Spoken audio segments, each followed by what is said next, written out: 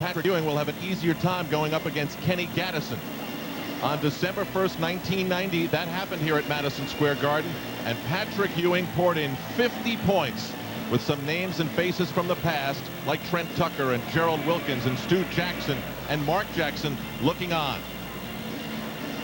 Patrick Ewing, one of 3 Knicks to score 50 as a member of this franchise. Career versus Charlotte, Patrick's put him up.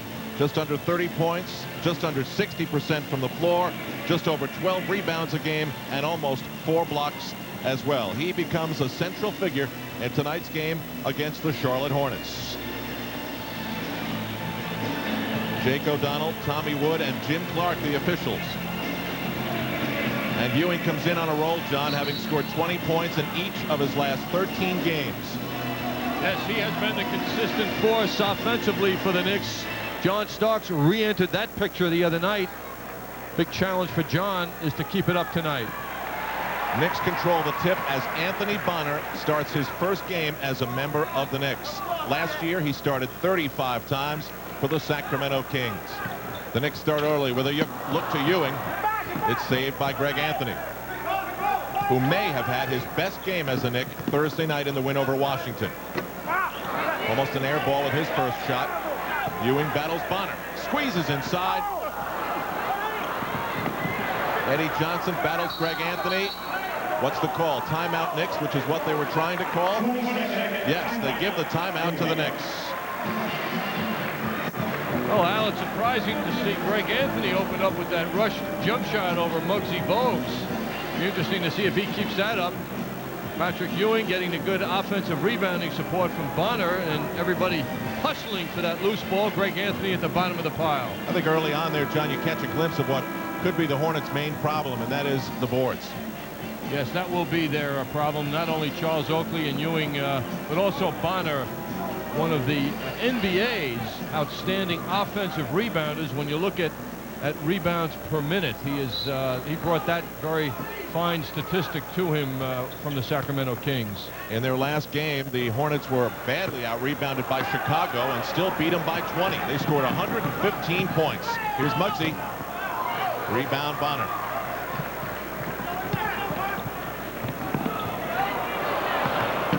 Oakley way off. Opening minute at the Garden in the Knicks' 1994 debut. Eddie Johnson way off. It'll be Hornets ball.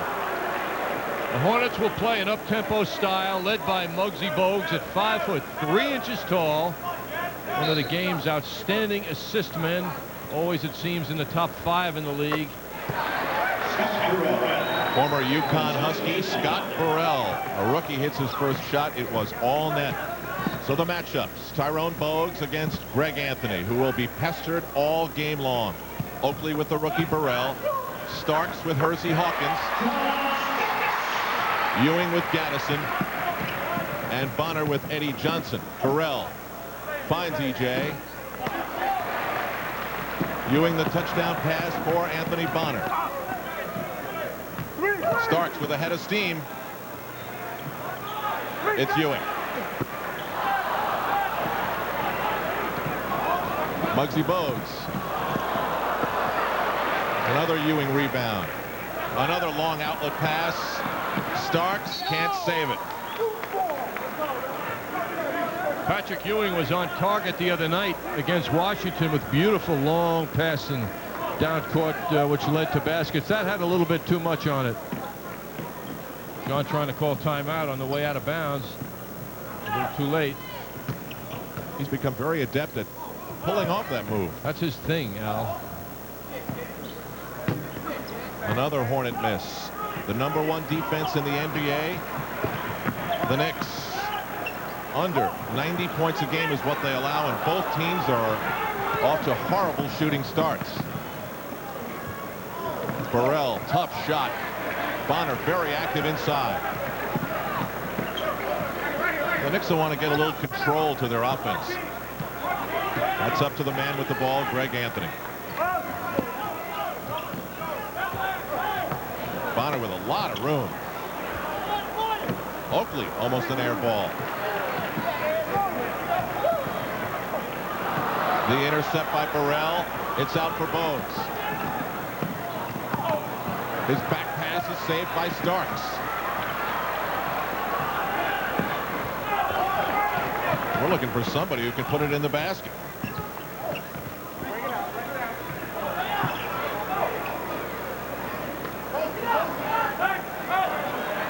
Ewing the fall away. Another miss. Followed by Oakley.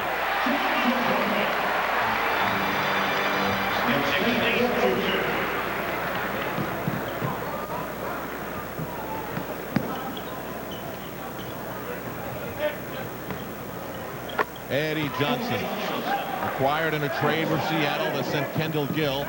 It involved more than just those two, but it was those two names that were the key ones. A steal. Hawkins, the dish for Bogues. Anthony can't stop it. Charles Oakley just seems to have a disrespect when he puts that ball on the floor. He just thinks he can float through the middle there, but he got a little too casual, as he often does with that move, and coughed it up. Oakley played all 48 minutes on Thursday night against Washington. Bonner. That's a nice assist from Greg Anthony. Bonner has the good instincts, and that is go right to the rim with the ball. Percy Hawkins. Starks, a wide open beginning. Starks draws the foul.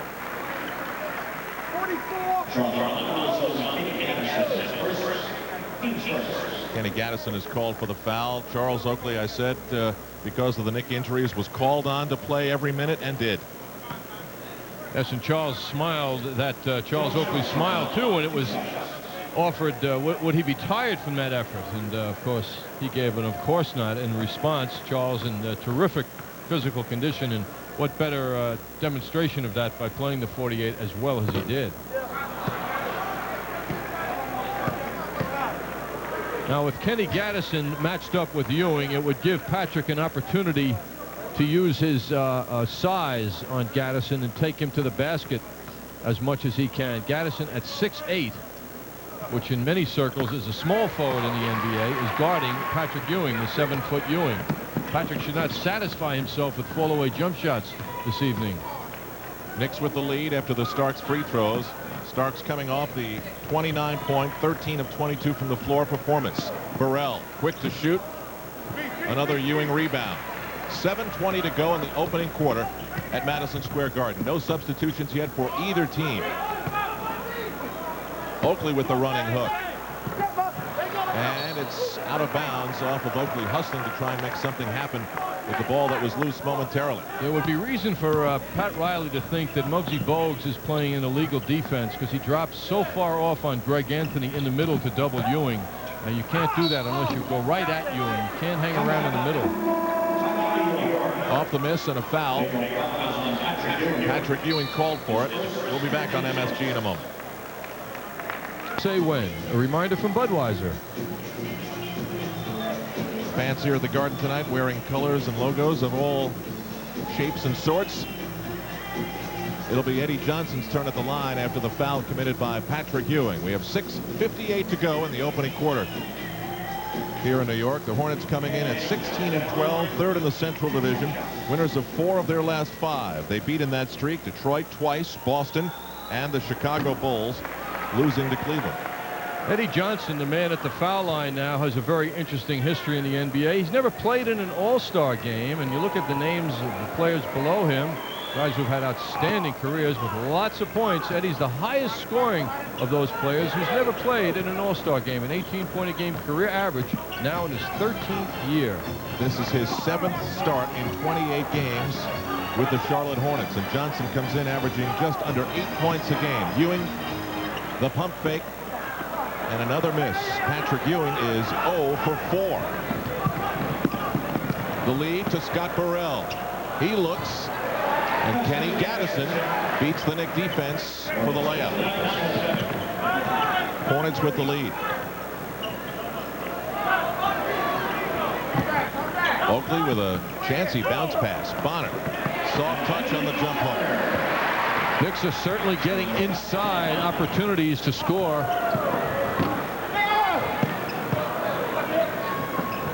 Gaddison Gets the bounce.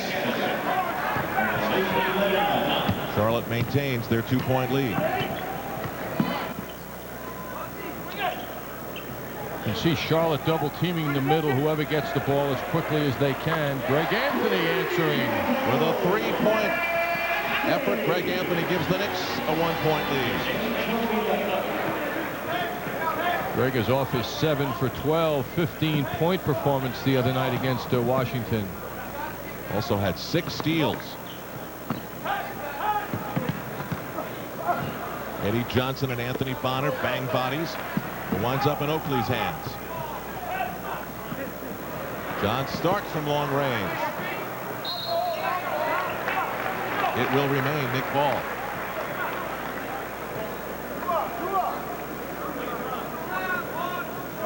One of the things the Knicks have to really focus on tonight is their transition defense, as the Hornets will rush that ball up quickly after the Knicks score or there's a ball exchange.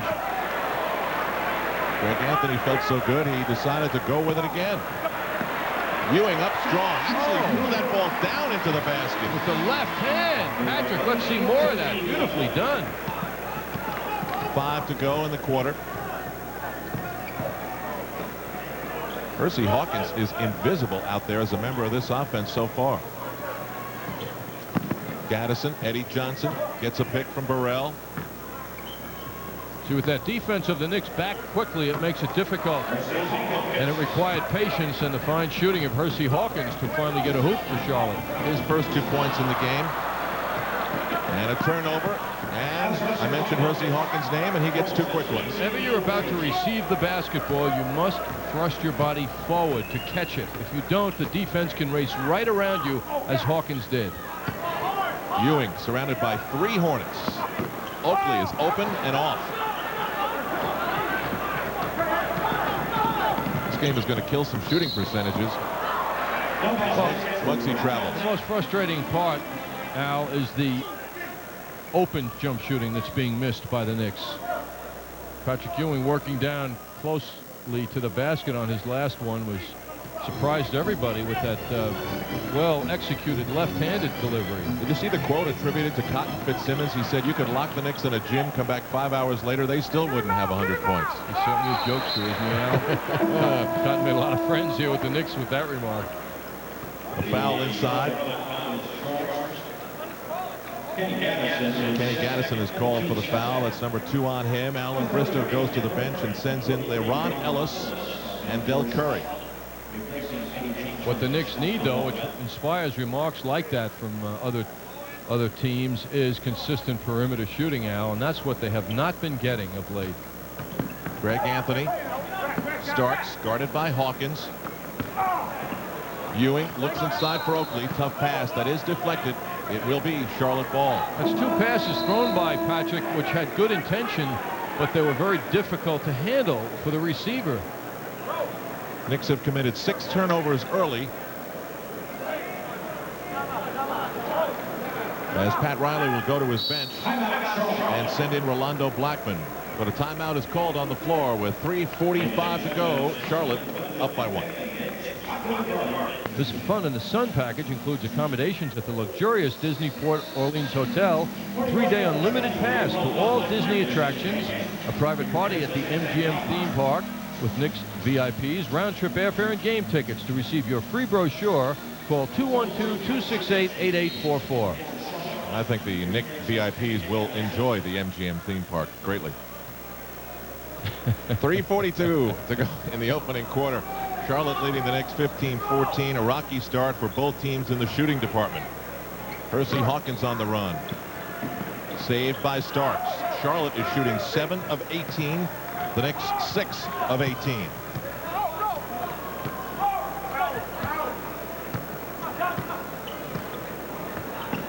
A very quiet Garden crowd. Not much to react to so far as Muggsy Bogues is in. How about Muggsy? He's in there helping on a double team against Patrick Ewing and gets called for the foul. Muggsy's where he is today because he's tough. He may be 5'3", but he doesn't shirk any physical duties. He comes in to help Jaminski. Big Mike Jaminski, the forgotten man on the Charlotte Hornets roster, has played a total of 26 minutes this season. And now the Hornets are playing their 29th game of the year. I did a double take when I read the box score in their victory over Chicago. Without Alonzo Mourning, he was a DNP.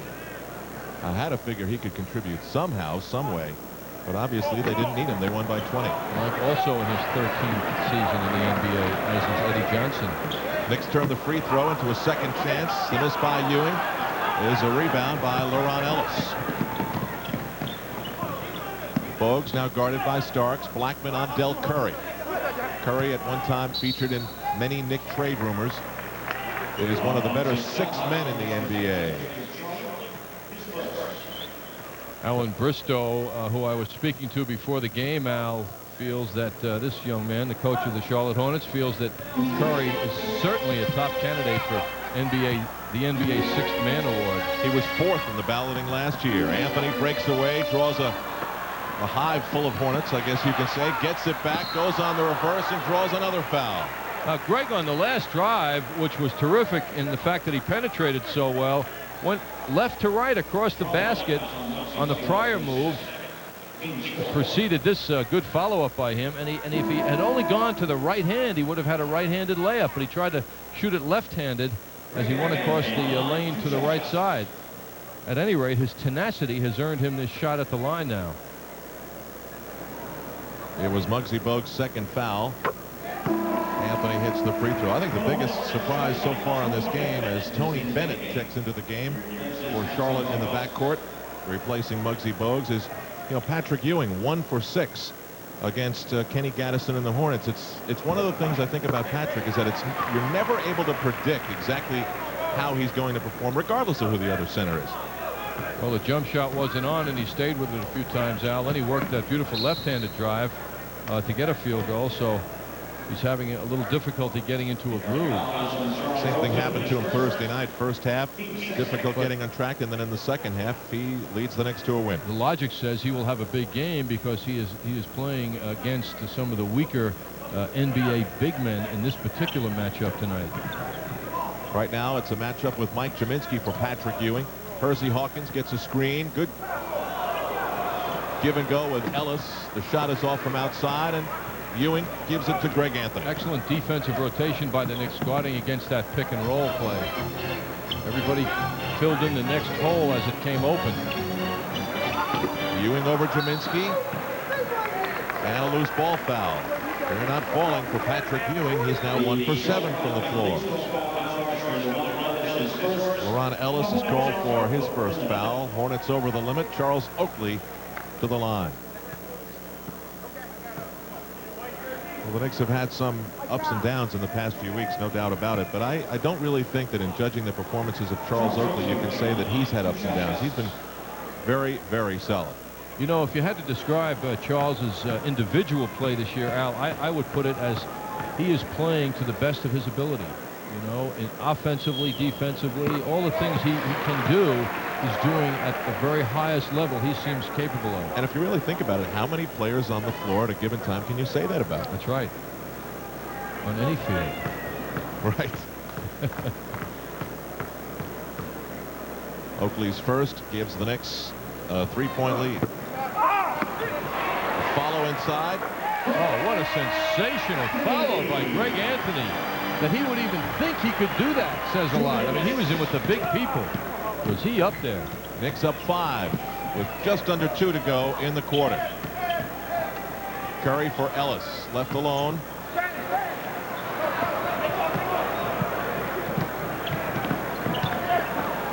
Knicks have really done a solid job on the boards. One of the reasons why is there have been so many misses. Rolando's off. Interesting matchup with Curry and Blackman, both the same style of play, and they're respecting each other by not giving each other much shooting room. Laron Ellis one-on-one against Oakley. Hard off the glass, but got it to drop. Anthony all the way on Tony Bennett, deflected out of bounds off of Charlotte. Nick Ball. 18 on the 24-second clock. 1:16 to go in the quarter. Watch the back pit. This is very quiet, John. They're waiting for some good passing and good shooting, Al, and they'll remain quiet until that makes an appearance. Starks draws a double team. Anthony inside Ewing. That one won't go. That's exactly where you'd like to see Patrick get the ball, though. 1 for 8.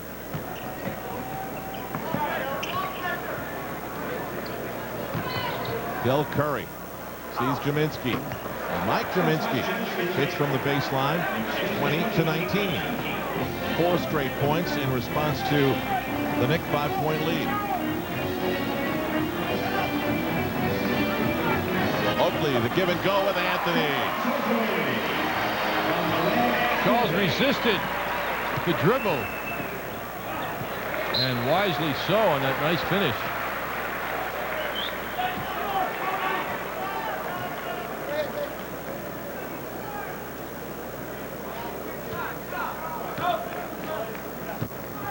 And now the final half minute.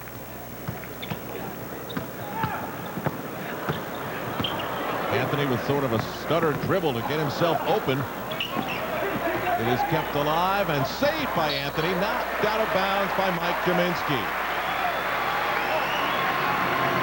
And a quarter of hustle for Greg Anthony. Nick Riley saying wait on the diamond that's being called by the Knicks.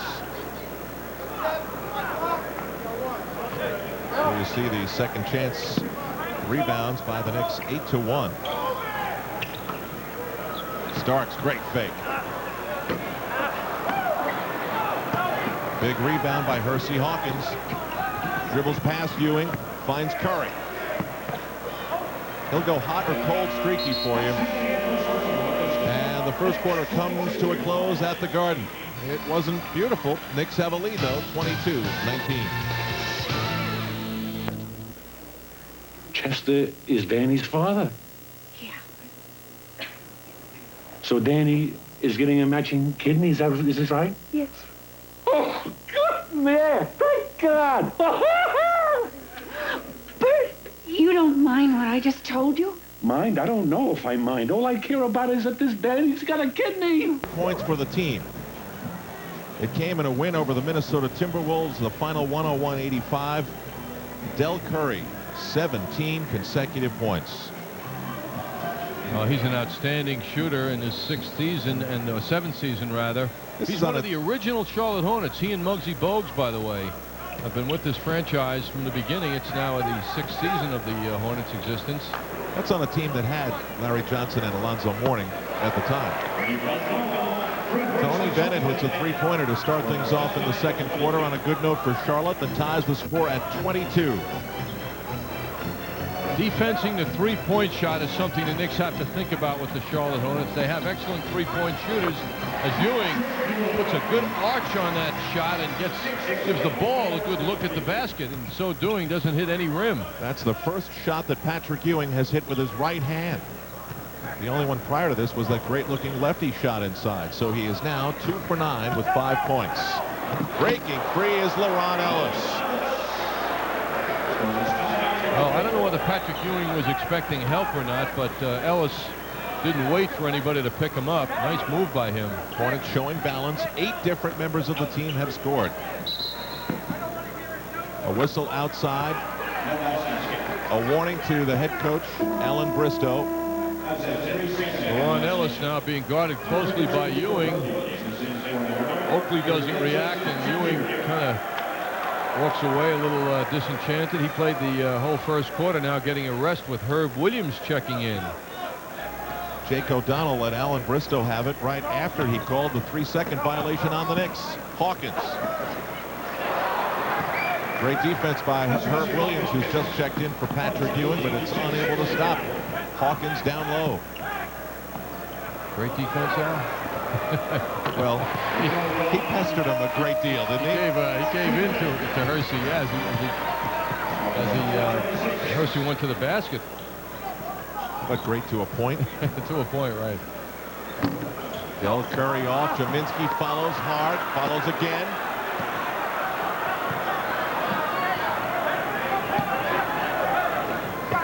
Tony Bennett.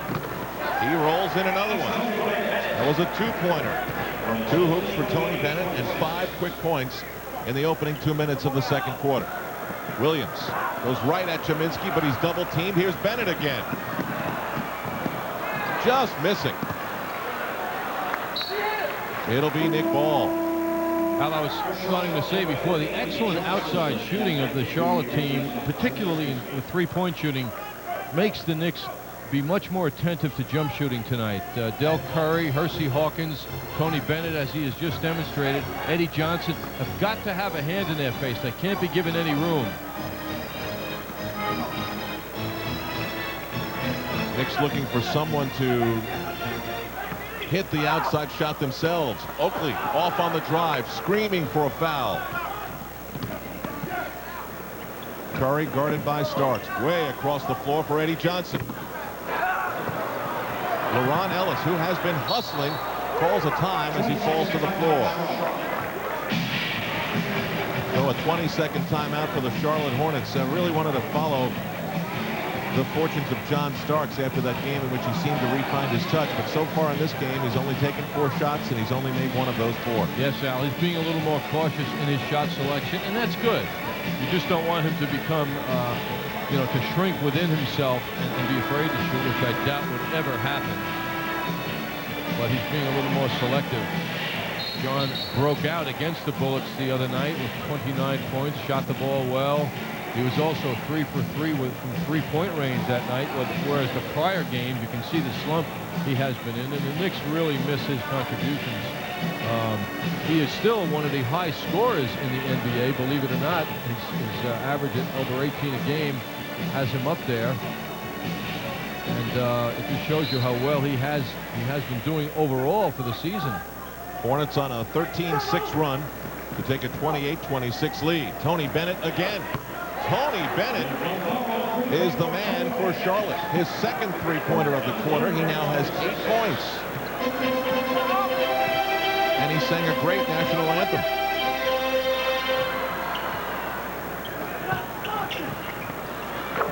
John Starks. You mentioned John scoring. He's 21st in the NBA in scoring right now, while averaging 18.8 for the Knicks. Bennett hands off for Del Curry. Deliberate dribble and a handoff for Hersey Hawkins. And now the outside game of the Charlotte Hornets is beginning to click. Well, the little picks inside by the big men are freeing the jump shooters, and the Knicks are not reacting quickly enough, not getting to those open shooters. Herb Williams doesn't come to receive that pass, and Eddie Johnson takes it away. For Hersey Hawkins. Fouled as he went to the hoop, and John Starks bangs his elbows on the floor in frustration. Herb Williams gets a pass to come his way, and you can see his feet bouncing back. A big man often does that, thinking that'll give him an extra step to the basket when he gets the ball. But from the defense standpoint, defender can get in and steal that ball. That's John Starks in frustration, as you mentioned, Al. Not wise. You can really hurt yourself doing that. Hornets getting a boost off their bench. Tony Bennett and LeRon Ellis providing in different ways a spark for this team. Patrick Ewing returns. Herb Williams leaves. Anthony Bonner returns as well, replacing Charles Oakley. So it will not be another 48-minute game for Oakley. Hawkins with the double-double Thursday to help beat the Bulls. 28 points and 12 rebounds. Clearly his best, our best game of the year. Took the words right out of my mouth, John. Charlotte outscoring the Knicks 16-6 in this second quarter. Stark spins from Hawkins. Trap baseline out for Rolando Blackman.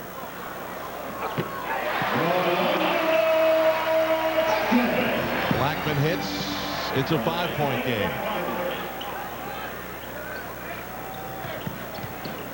Hawkins with Ellis. Inside for Eddie Johnson. It goes with a foul. Eddie Johnson with the pump fake. Nice pick and roll. Defended well initially. Bonner came over to help out, forced that give up. And then the continued penetration by the Hornets results in that hoop. That pump fake got 3 Knicks in the air. Surprisingly, at the end of that move, perhaps he didn't feel he was in position, but Patrick Ewing didn't put those hands up to slap that shot away. Tony Bennett is called for the foul just after the Knick inbound.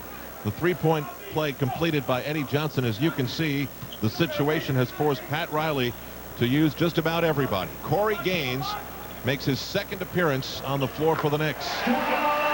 He will be the point guard, and John Starks, who just shot, will be the shooting guard. It's a 6-point game. See Gaines getting way down low to try and stay in front of Bogues. It's the only thing you can do is just stay in front of him.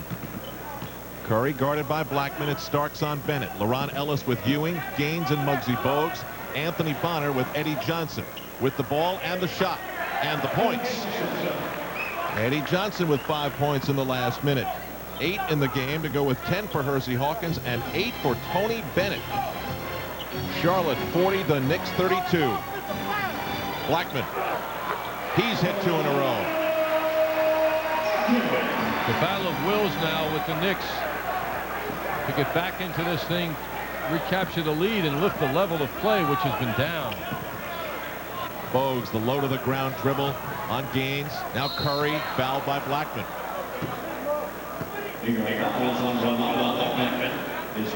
First foul by Rolando Blackman, who has 6 points to go with 7 for Anthony and Starks.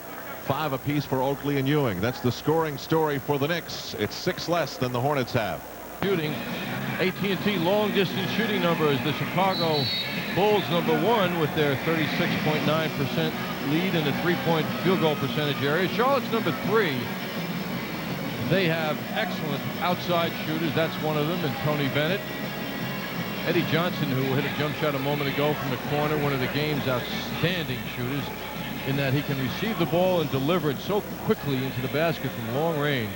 And this guy has just been tremendous for this team this year. That's his career high, 28 points the other night against Chicago in that upset, breaking the Chicago Bulls' 10-game winning streak. He had 5 out of 7 3-pointers in that game, and he had 5 out of 7 threes in the prior game last Tuesday against Cleveland. Corey Gaines out there to run the show for the Knicks. Signed after the injury to Doc Rivers from lacrosse of the CBA. Starks is stripped. Out comes Muggsy Bogues. Curry. That's his first make from the field. Can you believe how quickly that ball was in and out of his hands? Knicks have lost their edge on the boards. Hornets 6-zip in that category here in the second quarter. It's been all Charlotte. Blackman for Ewing. Draws a double team. Starks in trouble. Bonner. Good looking shot by Anthony Bonner. Bonner now with 6. His first points of the quarter. It's hard to believe the Knicks have gone 6 minutes without a rebound.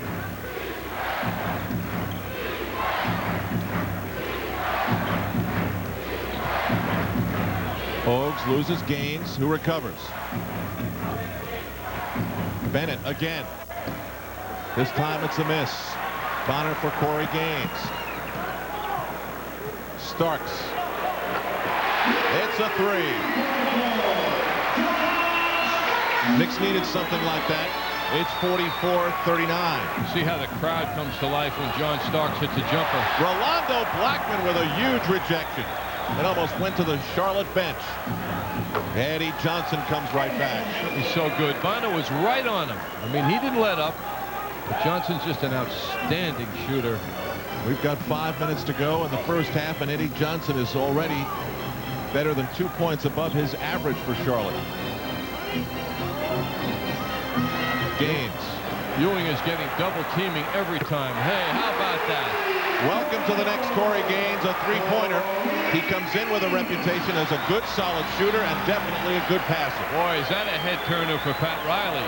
Not that he didn't think he could do it, but knowing a guy can do it and seeing it happen, quite different. Del Curry, bit of a rush. Tony Bennett beats John Starks to the rebound. That jumper by Gaines had perfect form. The ball was in perfect rotation. It had a huge rainbow arc to it. Curry sees LaRon Ellis. He signed just before the season started as a free agent, and that was a good move. At least it looks good here tonight. Ellis off the bench with 6 points and 3 rebounds. And a whistle down low. LaRon Ellis is called for the foul, and he'll leave the game for now with Tony Bennett as Hersey Hawkins and Kenny Gaddison return. Bennett leaves with 8 points and 2 3-pointers. Corey Gaines wide open a moment ago. He had nowhere to go with the ball except in the basket. Nicely done. Gaines off the dribble for Ewing, who drives and is off again. Been a struggle of a half for Ewing. Oakley battles to save it. Starks saw Bonner, but the Hornets intercept. Bogues passes blocked by Gaines. Corey Gaines hears it from the fans. The fans are looking desperately for somebody who's going to elevate the Knicks, and they're kind of focusing on this guy now. By the way, that shot by Gaines was his first 2 points as a member of the Knicks, and rather a 3-point shot, but his first points, quite impressive. Scott Burrell back into the lineup for Charlotte. Off their rebounding effort, the Hornets have put the points up. Second chance points, that is, 9 to none for the Knicks. Of course, when you're not rebounding, you don't get the second chance points. 3.5 to go in the half. Hornets by 6.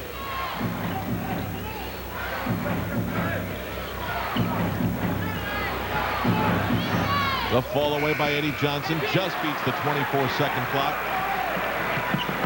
Gaines and Starks.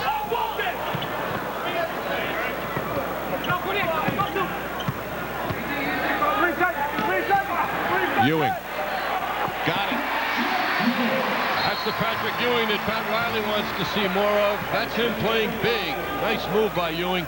And now, not to overlook how nice he was set up by Gaines, who waved Starks away and cleared out the side for Ewing. No double teaming. It got there too late. Gaines had a nice important role there in setting Patrick up. So he waved Starks to the other side, clear it out, and let Patrick go one-on-one, and that's where he'll kill anybody. The basket counted, but there was a loose ball foul called against Charles Oakley.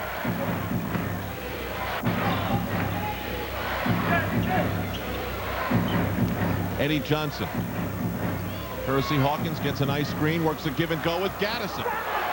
The rebound, Bonner, who spins away from Burrell. Starks. It's a 2. That's a big assist by Bonner. The rebound, the spin, the decision, and the delivery by him gave Starks just the time he needed. 9 points in the quarter. He sees Bonner. He loves to run. Followed by Starks. Pat Riley is jumping all over the sidelines. There's a timeout. The Knicks have rallied to tie it at 48. Alan Bristow watching the Knicks roll off a run of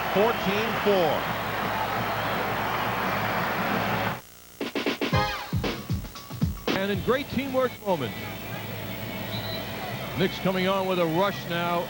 Defense by Bonner on that rebound, spinning away, looking for an open man, finds John Starks, gives John plenty of time. 2-point shot by John, and the Knicks are back in this one with a tie at 48 all. Canon Technology and MCS Service. One is a great reason to buy the other. After that jumper by, that finish rather by John Starks, look at Pat Riley encouraging his team to get back on defense. Smile from Pat Riley, who spent New Year's Eve watching Tombstone and Schindler's List back to back. That's about 5 hours in the theater. You got that report, Al? The inside scoop, John. Ewing outside high on Eddie Johnson.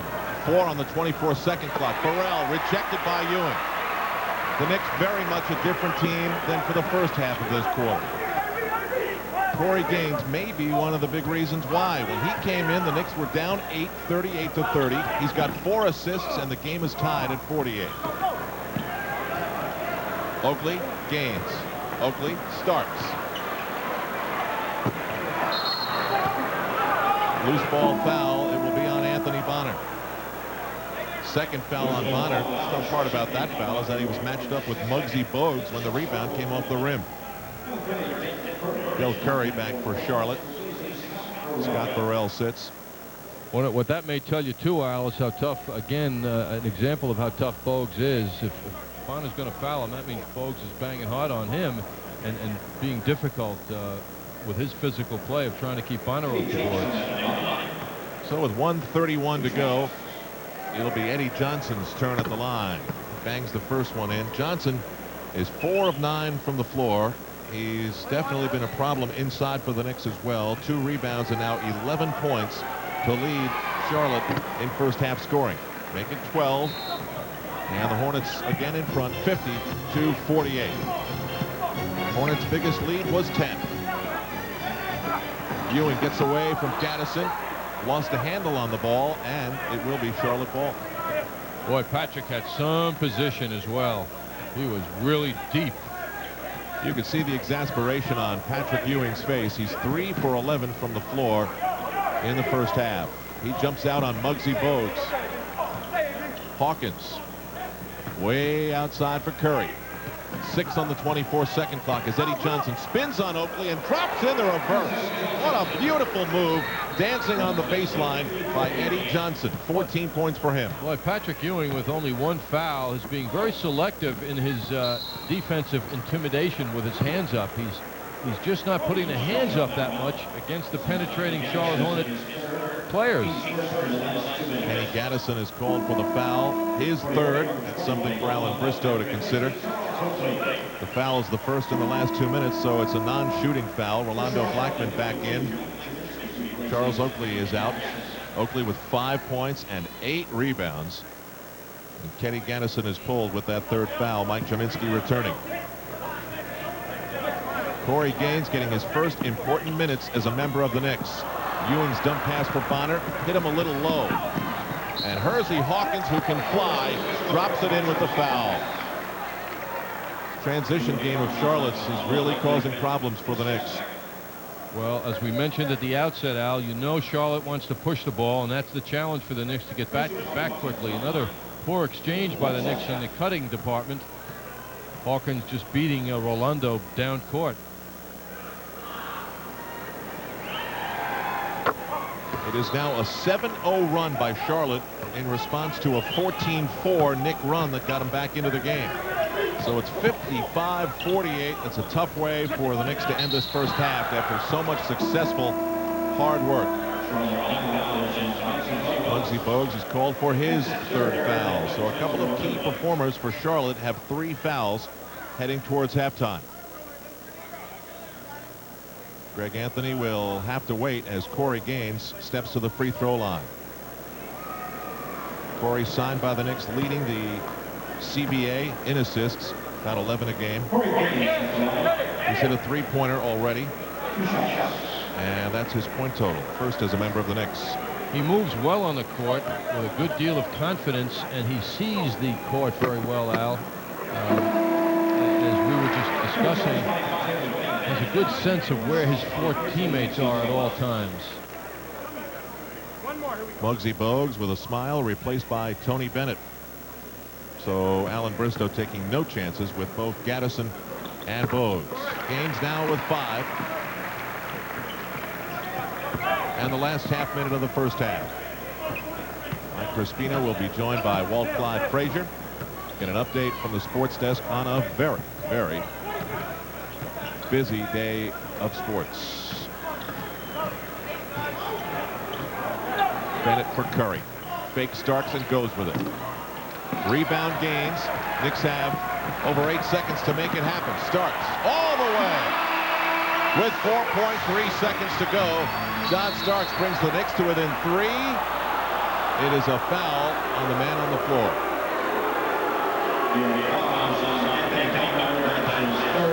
That's a close call. Bonner didn't give the offensive man much room to move, and in his attempt to draw the foul, fell down, but the foul was on him. And it's his third in his first start as a Knick. He has 3 personal fouls in the first half to go along with 6 points and 6 rebounds. 2.8 before halftime.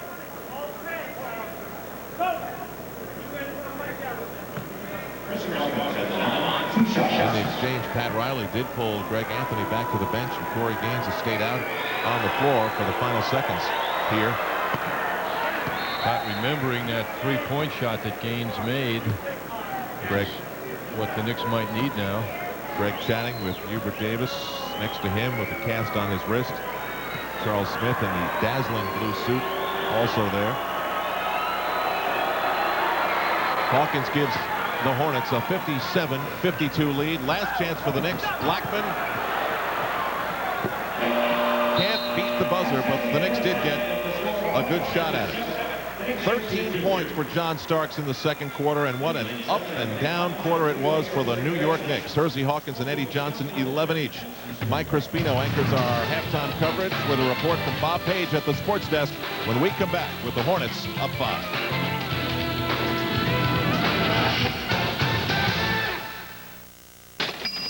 There are a lot of men's stores in New York where you can buy expensive clothes expensively. But in all New York, there's just one least expensive way to buy expensive men's clothes. Rothman's. It has a computer-controlled safety system, but it isn't an F-15 fighter.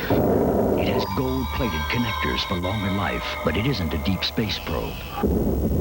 It cost hundreds of millions of dollars to develop its technology. Late 7-0 run by the Charlotte Hornets to end the first half has given the Hornets a 5-point lead at halftime, a 38-point second quarter, the most scored against the Knicks in a quarter this season. John Starks leading the Knicks with 16 in the first half. Let's go to Bob Page at the MSG Sports Desk for some more. Thank you, Michael. The Knicks-Hornets game is the only one underway so far in the NBA tonight at the Boston Garden. The Nets and the Celtics are just about to tip off. We'll keep you posted on that one throughout the evening and, of course, have highlights for you at 11 o'clock tonight. In college basketball, Fordham seems intent on duplicating the futility of its football team in recent years. Their 60-45 loss at Notre Dame this afternoon leaves the Rams at 2-7 on the season. Of course, Nick McCarchuk no longer has athletic scholarships now that Fordham has obviously decided to de-emphasize its basketball program. Too bad of a first-half turnover. Notre Dame's Monty Williams alone for the Jam. ND leads 22-11. Williams had 18 points to lead all scorers. Now time running out in the half. ND's Billy Taylor with a bank shot, 31-21 at intermission. Former Knicks coach John McLeod just 4 and 5 out of the shoot himself. Off a second half miss by Fordham, the Rams won't be able to save it, and here come the Irish once again. Williams with another dunk. ND up 49-40, had no problems holding the Rams at bay. Fordham shot 6 for 25 in the second half. McCarchuk's a good guy, not his fault, but Fordham athletics is a mess. Don't worry, UConn fans, that won't hold up. Connecticut with an awesome task tonight at home against Winthrop. They are just underway. Boston College won handily this afternoon over Coppin State. And their local results saw Yale lose at Vermont. And in college football, Florida State, the choice of both final polls today as the #1 team in the nation. Notre Dame was second, Nebraska third. It's the first national championship for Bobby Bowden. I'll have more right after this. Sports Desk is brought to you by Head & Shoulders and Head & Shoulders 2-in-1. Because great hair can't have flakes. Cowboys dominated the first half. The Giants dominated the second half equally, but the Cowboys won it in overtime, 16-13, taking the NFC East Championship and sending the Giants into the playoffs as a wild card team. It was Eddie Murray's 41-yard field goal at 10:44, the extra session that won it for the boys. They'll have a bye next week, while the Giants will host the Minnesota Vikings next weekend. We came up short. Hate it because our guys gave great effort, and you know, it's one of those locker rooms that you've been in a lot of time, or I've been in a lot of time, where guys really give it everything they got, and you come up short. That's hard to take. But you know, we got to bounce back. We got a chance now. Everybody starts out the same. It's sudden death now, and you can go as far as you can if you continue to win. Give me the win, you can have my paycheck. This was a big game for all of us, and it's just something that you got to live with. It's part of the game, and we all went out and we played as hard as we could. We came up a little short. And Miami lost to New England, so if the Jets win at Houston tonight, they qualify as a wild card team. Harry Carson live in studio. Much more in our half-hour show at 11 o'clock. Knicks trail the Charlotte Hornets 57-52. The Jeep and Eagle leading scorer summary at halftime. Brought to you by your Tri-State Jeep and Eagle dealers. There's only one Jeep, and it's only at your Tri-State Jeep and Eagle dealers. Percy Hawkins with 15, Eddie Johnson with 14, 29 of the 57. They got some great shooting off the bench from Tony Bennett, who had 2 3-pointers, along with LaRon Ellis, who had a nice first half. John Starks leads the way for the Knicks with 16. Patrick Ewing just 3 of 11 shooting for 7.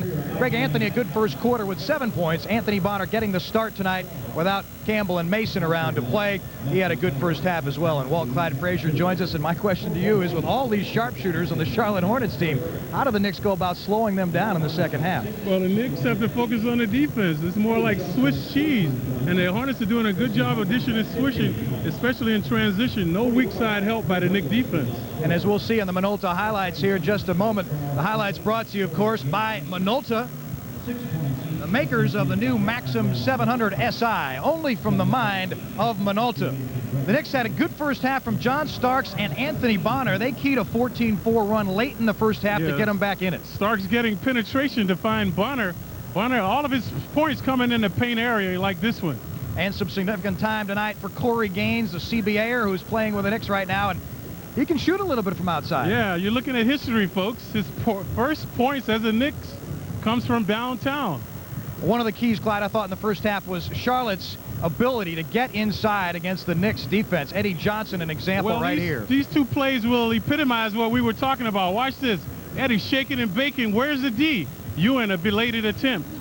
And Hersey Hawkins is not shy either. He'll take it to the hole as well. A similar scenario. No weak side help by the Knicks. Hawkins penetrate inside. There's Herb Williams, but he's charged with the foul. Hawkins will go to the line for 1 as well. Now we know the Knicks and Pat Riley are working undermanned tonight without Mason and without Tony Campbell. Defensively, how do you turn up the intensity with a limited staff out there? Well, you just have to deny Muggsy Bogues. He's a catalyst for this team. Also, the Knicks cannot be lured into the transition game. They've got to look to utilize Ewing, although he's off to a poor start. They have to look to go to him more in the second half. And I think Patrick has to back up that defense as well. Oh, yeah, he's got to assert himself. He has no rejections, averaging almost 2.5, so he has to get going as well. All right, Clyde, thanks much. Thanks for joining us here at halftime, and we'll be back with more from Madison Square Garden. The score at half, Charlotte 57 and New York 52. Out under 100 points to 11 straight opponents, and they'll need defense like that again in the second half to beat Charlotte tonight. Let's go now to Al Trotwig and John Andres. And Mike, that 38-point second quarter was the Knicks' worst defensively since opening night against Boston. Here's some of the numbers off the stat sheet, John. That's a lot of shots at the basket, 49. The Charlotte Hornets at a 45% clip. The Knicks a little better. The Knicks out-rebounding the Hornets as expected. They don't have Larry Johnson and Alonzo Mourning here with them tonight. Charles Oakley doing a good job. Turnovers. The Knicks a little sloppy with that basketball. 13 turnovers. Points off turnovers. Charlotte leading the way with 15 points. And our Toyota matchup of the evening, focusing on the backcourt men, the point guards of the respective teams. Greg Anthony with a solid first half, 7 points, 3 assists. Muggsy not doing much scoring. Shooting is off, and although he's 3rd in the NBA in assists, he's only got 2 here in the first half. A very ineffective first half numbers-wise for Muggsy Bogues, without a doubt. Game 4 of this 5-game holiday homestand for the Knicks. The Orlando Magic ahead on Tuesday night. Bogues outside for Scott Burrell, who is getting a bit of a coaching session from David Wingate, who's out and injured at halftime outside of the Charlotte locker room. His miss pulled down by Starks.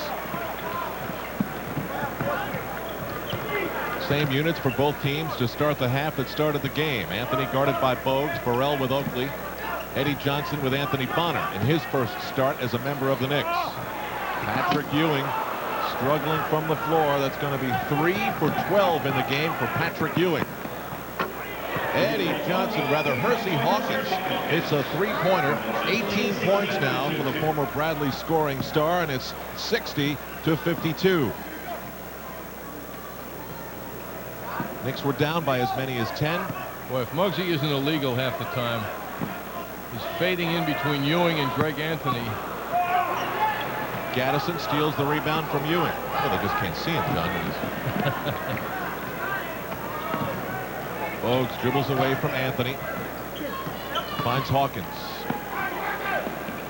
Muggsy Bogues Drops one in for Charlotte. And once again, for the second time in the game, the Hornets have a 10-point lead. Knicks not exactly roaring out of the locker room. Well, it's kind of basic. When the other team's hitting their jump shots, they need more pressure on them. At the other end, the Knicks are missing their shots.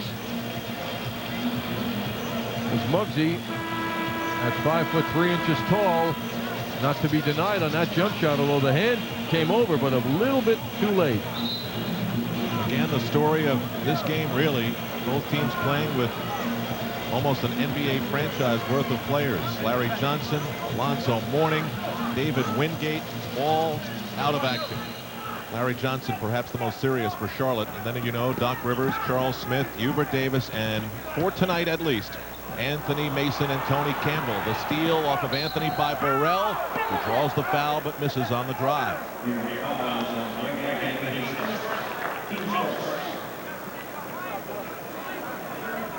Greg Anthony spinning away, trying to get free to deliver a pass, and Burrell just goes right up in the air and takes that ball out of Greg Anthony's intended receiver. Burrell at 6'7", the rookie from Connecticut, distinguished himself at the University of Connecticut with his ability to steal basketballs. Anthony Mason, Tony Campbell, both injured in the last game, although Campbell's arch injury had been bothering him for quite a while. Mason, it was expected, might play tonight. Doesn't appear that his injury to his ankle is that severe. There are more people. Patrick Ewing tucking in a back pocket towel or something in the back of his shorts. John, it's a new addition to the NBA equipment lineup. Yeah.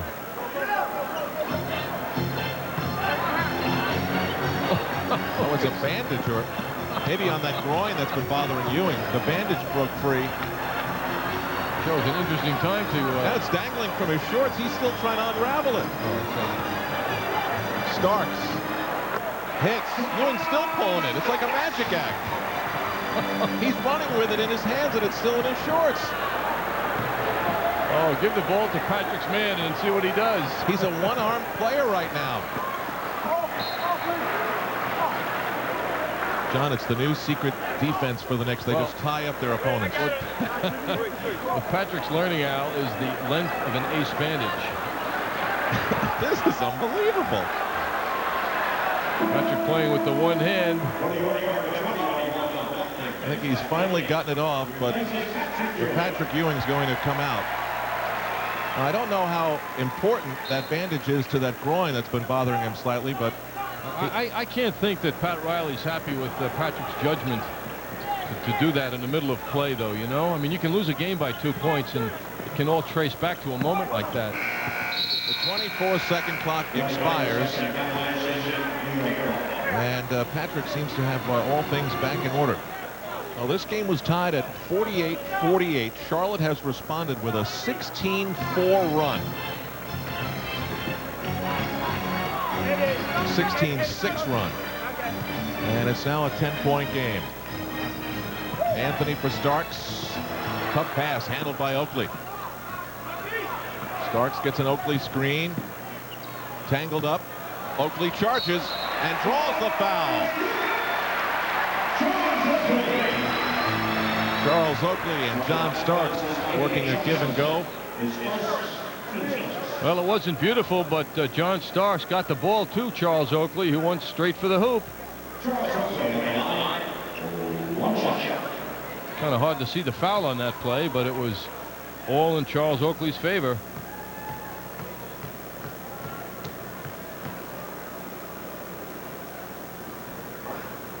Oakley completes the three-point play. He now has 8 points. Hornets 64, Knicks 57. 9 and change to go in the third quarter here at the Garden. Fans in an early chant of defense. Hawkins on Starks, through everybody, and drops it in.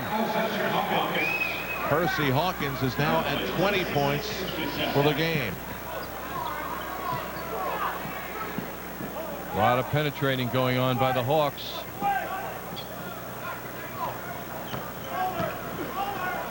Greg Anthony on the pull-up. Rebound by the rookie Burrell. Muggsy on the run. Cuts to the center on Starks. Big rebound by Oakley. Bounce pass for Bonner. Assist John Starks. Anthony Bonner with 8 points. Bonner's so good around the basket in finishing plays. And Bogues drives on Anthony. Draws the foul. Second foul on Greg Anthony as Patrick Ewing returns. Boy, Bogues gave Greg Anthony a lesson in how to protect the basketball when you're going to the basket with your body. This is one of your busier highlight nights, no doubt about it in sports. Bogues gets around the basket, and he will not let Anthony get near that basketball. He places his body against Anthony's to keep that ball away from Greg. I was going to say, no matter how many highlights you choose to air on your sportscast tonight, I think somehow that Patrick Ewing sequence squeezes in there. Yes, that was a most unusual move with Patrick deciding to take off the bandage. That was a lot taller than Patrick is. It just went on and on and on in the middle of play. I think it just started to come undone, John, and then he didn't know exactly how to deal with it. First he started to stick it in his pants, and then as he ran, it just continued to unravel. Something broke free in there. Ewing's miss followed by Bonner, and he drops it in as he falls to the floor. Bonner now with 10. Hersey Hawkins with a three-pointer. He has 23 points. Quite a contrast, Al. It seems the Knicks worked so hard to get shots completed inside, and then the Hornets popped down court and hit 20-foot jump shots to make it look rather easy. Oakley to Bonner. Bogues with a quick transition, dances, and draws a foul. Ewing with the rejection. Third foul on Greg Anthony. Beautiful move inside. There's Patrick at the end of that move, sending Bogues away. He was fouled before the block by Ewing. Muggsy Bogues hits the first free throw, and that makes it 72-63, a chance for a 10-point lead again. By the way, Anthony Bonner has 6 straight points for the Knicks.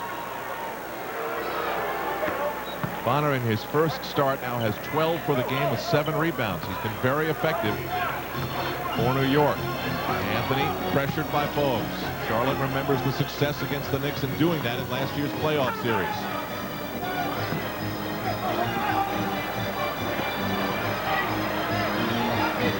Ewing can't get around Kenny Gaddison without losing the ball. Here's Hersey Hawkins. John Starks for the block, followed by Muggsy Bogues, who slid in front of Patrick Ewing. Knicks are being beaten to the punch, it seems, time and again around the Charlotte basket. Boos at the Garden. It is the Hornets by 12. Anthony out of control. Ewing blocked, but there's a foul. And a timeout. The scowl from Patrick Ewing. 6:51 to go. It is the Hornets 75, the Knicks 63. Classic. Knicks City Dancers, a well-coordinated unit. John, I've never checked your music collection, but I'm going to go out on a limb and say that song's not in it. Just a crazy guess. You're right, Al. Alan Bristow's Hornets are playing well in spite of missing their 2 stars. Larry Johnson, Alonzo Mourning not here, and they lead the Knicks 75-63. Patrick Ewing is in the midst of a 3 for 13 nightmare from the floor. Hornets with 18 points already in the third quarter. They only had 9 in the entire first quarter. We've got almost 7 minutes left to play here in the third. Muggsy Bogues and Hersey Hawkins have 16 of the 18. The free throw rolls off. They had 19 in the first quarter, so it's 1 less than their entire first quarter output. Thank you, John.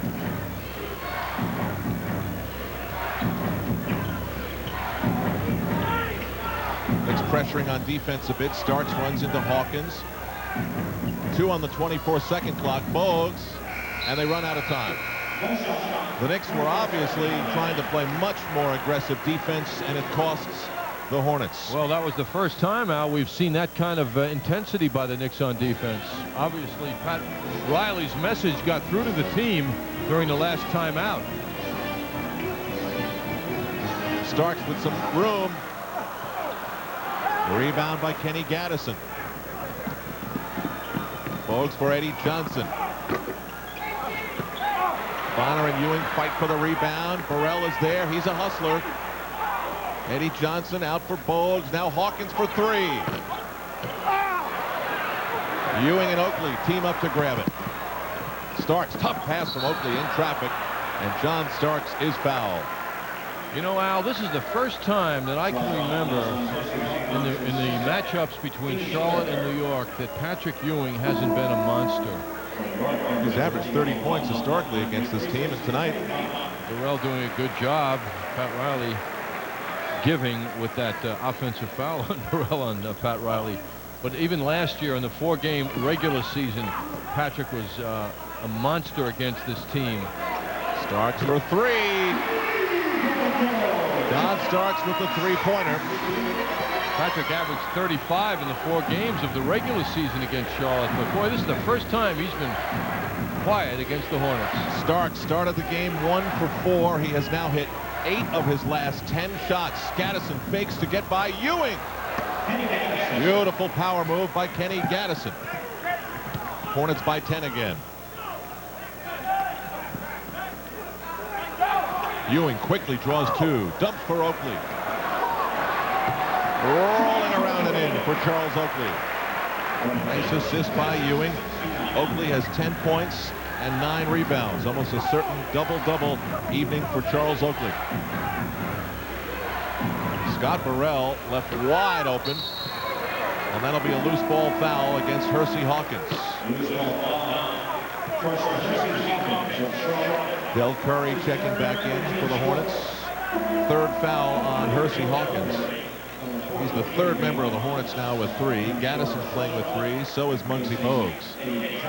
Eddie Johnson is replaced by LeRon Ellis, who was impressive in the first half. Ellis played 12 minutes, shot 3 of 4, and scored 6 while grabbing 3 rebounds. Ellis was picked up as a free agent in September by Charlotte last year. He spent in Europe playing his first year in the league. He was with the LA Clippers. Starks with a move reminiscent to that one that shocked the Garden in the series with Chicago. This one didn't have nearly the same dramatic result. John focusing more on driving to help snap him out of his field goal percentage, which has been down a bit. So he's trying to drive the ball more to get shots closer to the hoop. And it's good for the Knicks also because it puts the other team in foul problem situations potentially. They do not shoot enough foul shots as a team. In the first half, the Knicks were 7 out of 10 from the field. Alonzo Mourning, who the Hornets have on the end of their bench in a suit tonight with his injury, usually averages about 10 foul shots a game himself. Saved by Ewing for Oakley as he goes into the front row. 4.5 to go in quarter number 3 at Madison Square Garden. Hornets lead is 7. It has been as high as 12. Starks pucks the ball in and draws another foul. John Starks and Oakley have had an ongoing dialogue now, and it's not a love affair. A lot of sneering going on from Oakley in the direction of John Starks. Starks was screaming for the ball a moment ago, and Oakley passed him up, and Oakley did not like John's reaction. Well, something good is happening as a result of all of John Starks' activity in the last couple of minutes. He's got Hersey Hawkins on the floor now with 4 personal fouls, and Hawkins has been the Hornet that has been really killing the Knicks. He's got 23 points, and now Alan Briscoe's got a big decision to make. I think the decision is obvious, but right now he has not yet gone to his bench. Knicks within 6. Starks already with 23. That negates the 23 of the man he's guarding. Bogues races up the floor with Oakley, who did a good job to stay with him.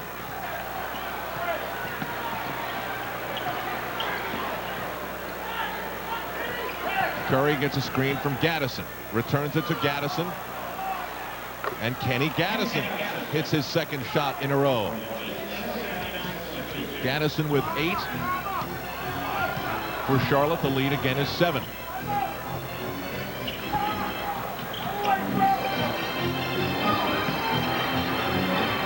Ewing forced to go outside. Blackman's pass was intercepted, but a whistle. A 3-second violation against the Knicks. 16 turnovers for New York. They had 13. in the first half. 3:40 to go. Curry. Ewing with a big rebound. Patrick way up on that rebound. 9 rebounds for Ewing. Rolando Blackman hits the 3. And suddenly it's a 4-point difference. Knicks making the move. Bogues. Crowd coming to life, Al. Curry rejected by Anthony, but a foul. John Starks is called for the foul. That's his second. Only the 4th team foul on the Knicks, so it is not a shooting foul. Knicks on a 12-4 run.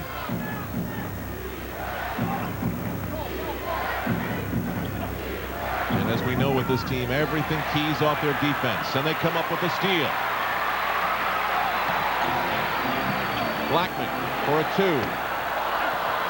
Oakley just off his fingertips. And Gaddison lays it off for Bogues. Hersey Hawkins spins, and Anthony is there and is quickly fouled. And he put it in. Does it count? It was at the moment of the foul he let it go. They say no basket. Anthony put it in from about the 3-point stripe. Well, this is the before half court, the 3/4 point spot. Al, how about this? The shot of Greg Anthony's life. And it's not going to go in the scorebook. Woo! Oh, the fans just watching it on Garden Vision with the same reaction as you're probably having at home. The play draws Hersey Hawkins' 5th personal foul. Back in a moment. Sesame Street characters live on stage as Sesame Street Live presents When I Grow Up.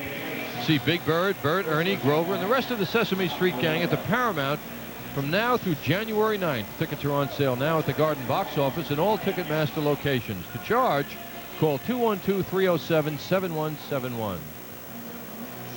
The Charlotte Hornets had a 10-point lead in the second quarter. Knicks came back, but then Charlotte surged at the half to lead by 5. In the third quarter, Charlotte has led by as many as 12. The Knicks now have it down to 3 after Greg Anthony hits the first of 2 free throws. Anthony now with 8 points, 5 assists, and 3 rebounds. Making 9 points for Greg Anthony, and it's a 2-point ball game with 2:40 to go in the third quarter. 2 injury-depleted teams. Bogues for Del Curry, slides baseline and beats Ewing with a reverse. Well, he started by beating Rolando, Al.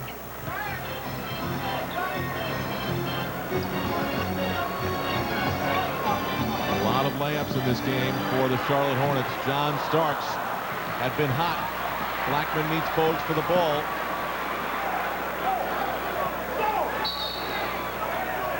And a whistle. LeRon Ellis and Patrick Ewing hooking up.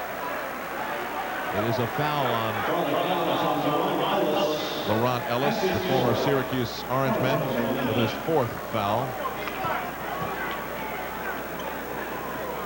Patrick Ewing will go to the free throw line. Patrick has only taken 4 free throws in this game. Alonzo Mourning at the end of the bench for Charlotte, and his suit very active. Of course, you know he wants to be in this game against Patrick Ewing. It's almost inconceivable, though, John, that with the triple teaming and double teaming and Patrick going up against Kenny Gaddison with Alonzo Mourning hurt, that he would only be taking his 5th free throw with 2 minutes to go in the third quarter. Well, Al, that's because of the continuing jump shooting by Patrick. The more he does that, the less chance of drawing fouls. Ewing hits the free throw. It's 81 for Charlotte, 78 for the Knicks.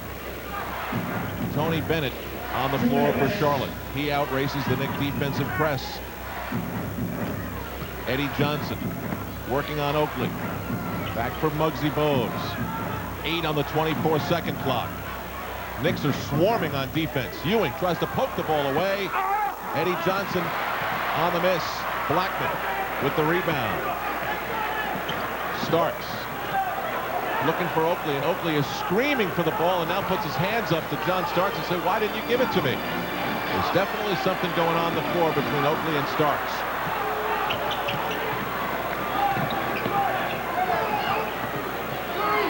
Bennett and now Bogues. LaRon Ellis met by Oakley, who fouls him. Third foul on Oakley, who's a bit grouchy right about now. Starks and Oakley with an exchange again. LaRon Ellis will step to the free throw line. He's done everything I think Alan Bristow would have wanted him to do in this game tonight. A nice job, and not that much was expected of him when he was signed as a free agent in September. You mentioned Alonzo Mourning, Al. I would suspect he'll be back. He's got the sprained right ankle. Didn't play in the last game against Chicago, but played against Cleveland last Tuesday. Had a solid game, 12 out of 15 from the field, so he probably will be back for Saturday's game in Charlotte against the Knicks, if not sooner. Blackman drives, the ball almost stolen, pulls up, and drains it. Rolando Blackman makes it an 83-80 game with just over 50 seconds remaining in the third quarter. Curry fakes underneath Blackman, who blocks his shot. Great recovery by Rolando. Starks met by Bogues.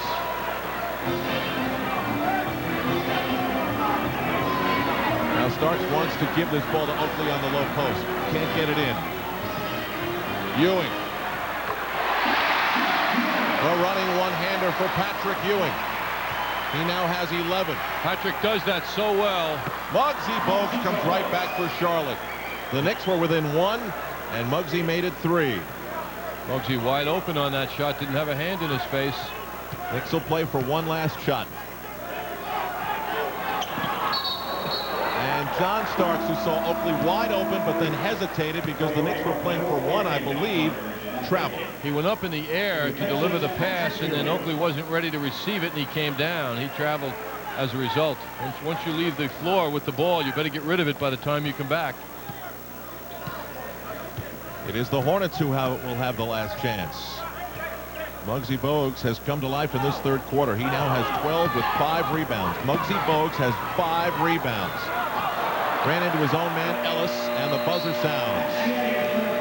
Muggsy very unhappy with his teammates' inability to read what he wanted to do. One more quarter to go, and this new year begins with some grouchiness, doesn't it? Our Delta Airlines upcoming schedule shows the Orlando Magic in here Tuesday at 7:30. Knicks game night at 7. And Thursday, the Knicks hit the road again. The Bucks. And then Saturday at Charlotte for a return of this one. Game in Milwaukee will be 8 o'clock Knicks game night.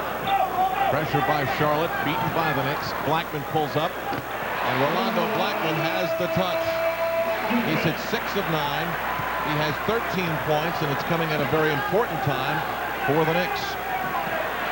Eddie Johnson answers right back with a 3-pointer.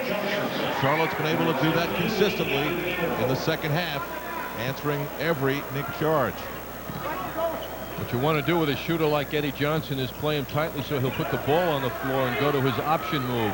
Jump shooting is what he does best. Greg Anthony. Illegal defense called against Charlotte. That's their first. So the Knicks will simply get the ball. The story of the third quarter from Charlotte's standpoint was that Alan Bristow got 10 points for Muggsy Bogues and 8 for Hersey Hawkins until Hawkins got in foul trouble. Hawkins on the bench with 5 personal fouls and 23 points. Right now it's Anthony, Blackman, Bonner, Starks, and Oakley. Ewing sits to begin the fourth. Rolando Blackman, followed by Starks. Short off the glass. Saved by Anthony. For Starks for 2. Another second chance. Here's Oakley from Bonner. As you said, Al, from Bonner was the play. His constant competitive nature got that ball loose. Anthony Bonner with 12 points and 7 rebounds. Oakley now with 12 and 11 rebounds. LaRon Ellis gets a second chance for Charlotte. Tony Bennett drives around everyone. Tony Bennett, who was such a major factor earlier off the bench, now has 10 points. 10 and a half to go.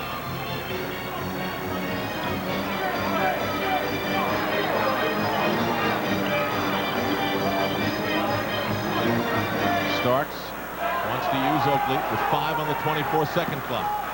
Goes for the three-pointer and is way off. Another chance for Bonner, but it's swept away by Charlotte. Eddie Johnson. And Charlotte once again has slowed up the Knicks. The first 2 minutes of this fourth quarter belong to the Hornets. Timeout Niesbrook have engineered one of the most surprising stories in the NHL because the Florida Panthers are an above 500 team in their first season in the league. They'll return to Madison Square Garden tomorrow night, and game night will begin our coverage at 7 right here on MSG. Charles Oakley sits. He's got a few things to say to Eric Anderson and Herb Williams, who has seen limited minutes here tonight. Anthony Bonner driving on LaRon Ellis, stuck in the lane, finally gets it out for Anthony. 7 on the 24-second clock. Anthony again to Ewing with 2 on the clock. Ewing hits. Knicks needed one there, and it's 92-88.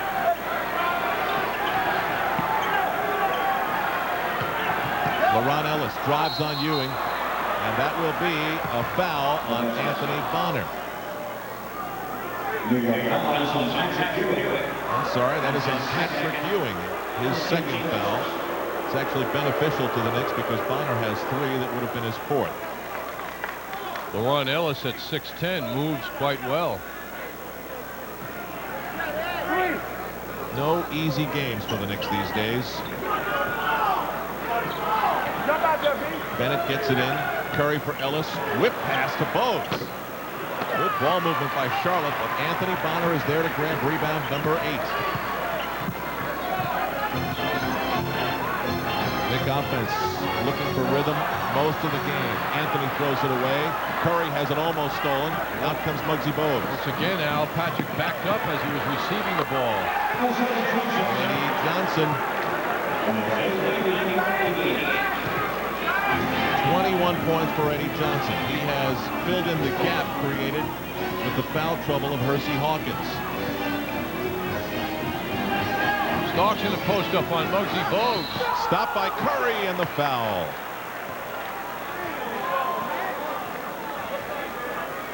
Well, John Starks will go to the free throw line where he is 4 for 6 in the game. John, using his height advantage, pops in for a flash pivot move and gets the ball down low and draws the foul. The other missing guy for Charlotte, the key man, Larry Johnson, not here, was just put on the injured list a game ago.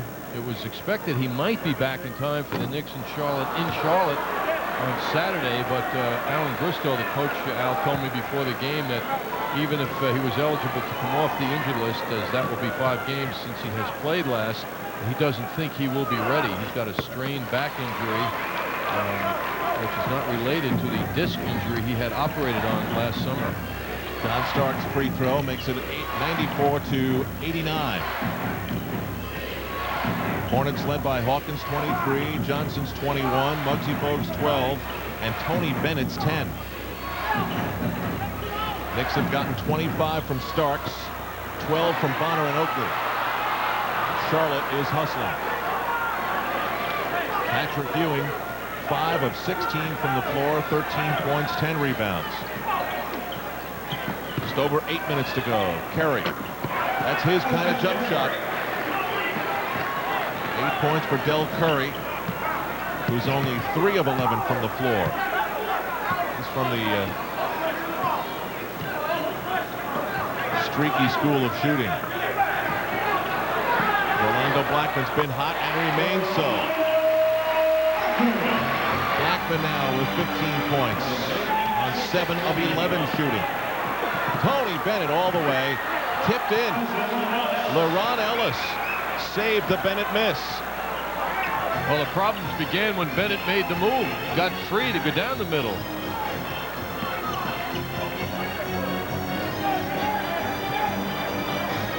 Greg Anthony. 8 on the 24-second clock. Ewing checks the clock and has to take a wild attempt from the free throw line. It winds up in the hands of Greg Anthony for a 3-pointer. You know what's interesting about that move, Al, is that Patrick Ewing saw fit to give it to Greg, as the seconds ticked away, showing his confidence in Greg Anthony.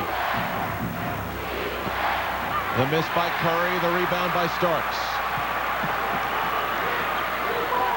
Starks spins away from Bowles. Oh, John Starks! The Garden on their feet. 6:45 to go. The Knicks within 2. And this is the loudest the building has been all evening.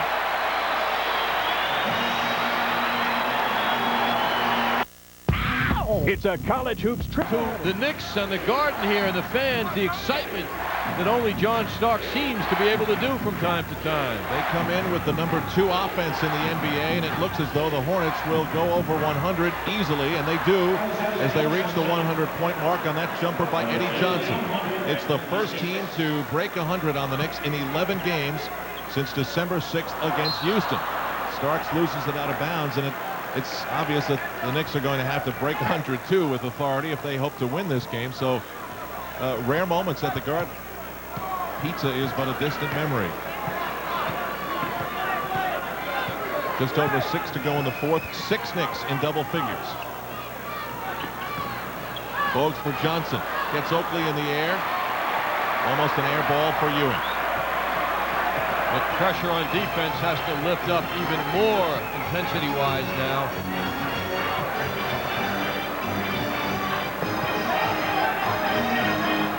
Starks down low with Muggsy on him. Ewing again. Oakley with a huge rebound off the Ewing miss.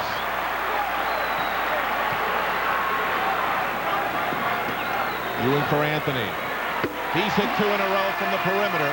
And Greg Anthony makes it a 100-98 ball game. You know, this is one time, Al, where you can say Greg Anthony's really coming through with his shooting. Bennett, after Starks fell down, rolls a 3 in and out. Ewing, the touchdown for Starks. Look! It's tied. He's hurt. Ewing hurt himself, though. Ewing grabbing his right hamstring. Charlotte comes back with a 3. Eddie Johnson with a 3-pointer. He now has 26. And as he reared back to fire that pass, Patrick Ewing did something to his right hamstring, or at least it looks to be that way. He has remained in the game. Ewing in on Gaddison. Gets the roll, but a foul. A loose ball foul. The basket will count. It's against one of the Knicks.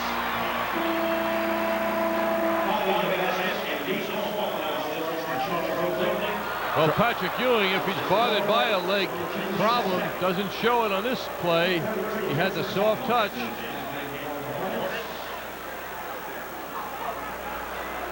Ewing, as he pulled that rebound down, all in the same motion, hit John Starks beautifully.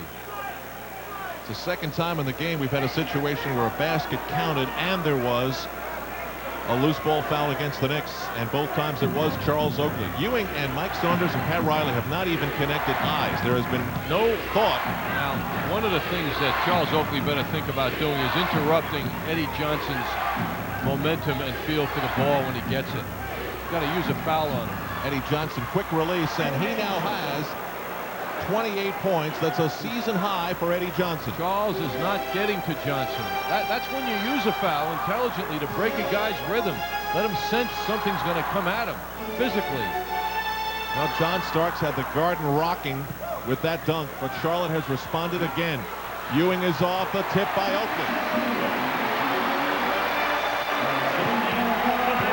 Eddie Johnson's got to be played without the ball. Eddie Johnson has the last 7 Hornet points. 3:50 to go. Curry all alone is Gaddison. That's some look by Del Curry, and it's 107-104. It was aided by Patrick Ewing thinking about helping. He came out to the foul line and left Gaddison wide open. Eddie Johnson with 14 points. Here's Ewing, guarded by Tony Bennett, and he passes to Blackman. Out for Anthony. Ewing is open. Soft cuts off the glass.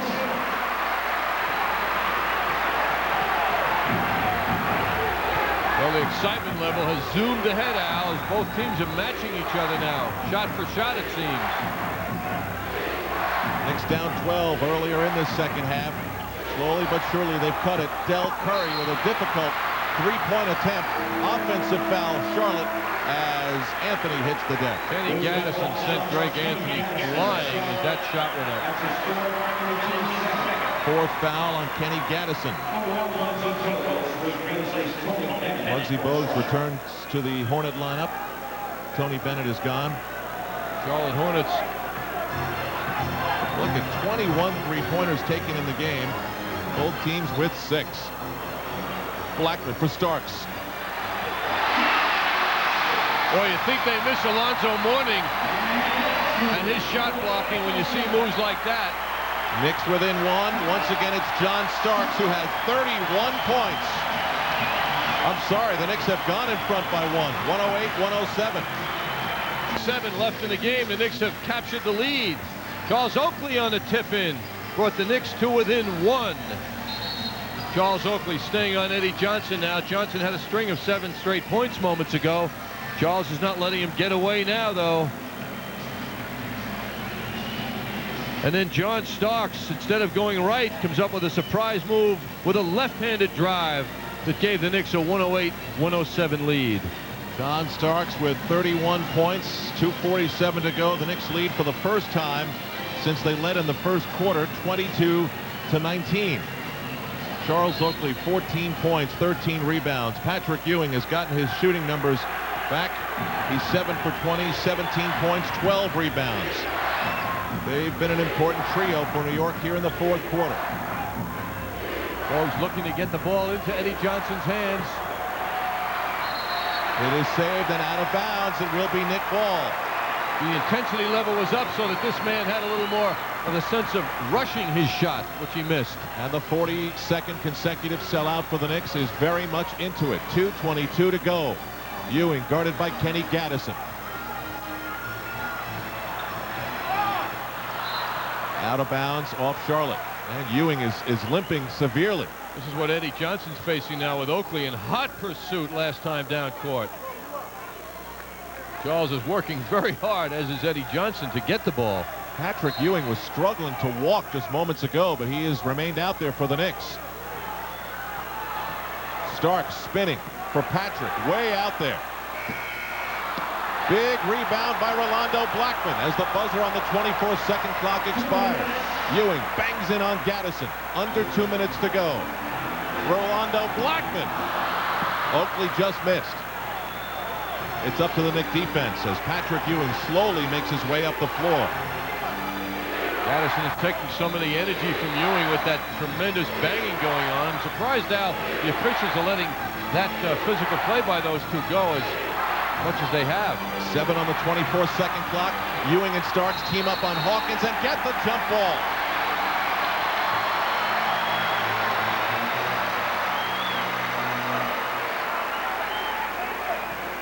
Good helping defense by the Knicks. A lot of pressure now.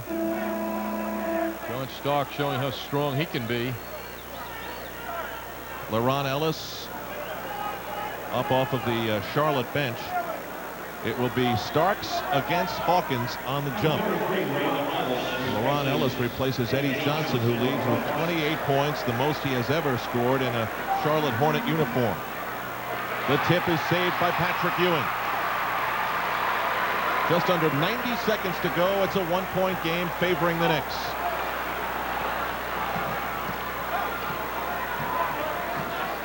Anthony bothered by Bogues for Rolando Blackman. Knicks looking to break Starks free. Blackman shoots. Ewing with the monster follow.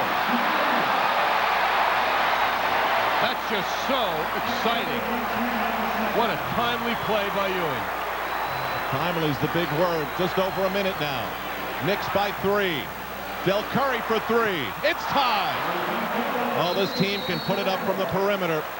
So many dangerous outside shooters. It's 110-110 with 3 ticks under a minute to go. Patrick Ewing has 8 points and 4 rebounds in the fourth quarter. A game that has been a big struggle for him. Now with only 59.7 to go, here's the timeout story. Charlotte with 3 with a foul to give. Knicks with 2 full timeouts and a foul to give. Well, in that last sequence, sequence. Rolando Blackman decides to shoot him up. Ewing going to the basket with one hand, catches that ball at the absolute perfect time. At the other end, immediately the ball gets into the hands of Del Curry. That's no surprise. He has done that to the Knicks many times in the past. The Knicks have got to keep the ball out of his hands the rest of the way. Don't let him catch the ball. That three-pointer broke a 2-minute and 47-second stretch in which Charlotte did not score. 6 players on both teams in double figures were at 110, 110. A rare height on the scoreboard for the New York Knicks offense. Rolando Blackman to Greg Anthony. Starks guarded by Hawkins. Ewing with the screen. Starks with some room. Sees Ewing. Anthony. 10 on the 22nd clock. Ewing.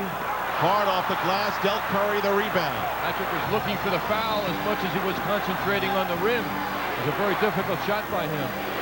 Game clock is in the lower right-hand corner of your screen. 12 on the 24-second clock. 7 on the 24-second clock, and a foul, says Jake O'Donnell. John Starks commits the foul. That's his third. Patrick's petitioning the official on that last shot attempt by him. Really just getting rid of some frustration. Charlotte calls a timeout with 22.5 to go. Back to the foul by the Knicks. John Starks was their last one that they could afford. Well, they don't have the man in the gray suit that we're looking at leaning over the huddle, Alonzo Mourning, but they have tremendous outside shooters, so they are going to be dangerous no matter who it seems gets the ball. Now Eddie Johnson's coming back into the game. Curry's a killer. He's hurt the Knicks throughout the game, and Hersey Hawkins is an outstanding jump shooter. Any one of those three, Alan Bristow will feel very confident with if they get the last shot. Pat Riley sends out Patrick Ewing, Rolando Blackman, John Starks, Greg Anthony, Charles Oakley. Curry on the inbound. It is for Bogues.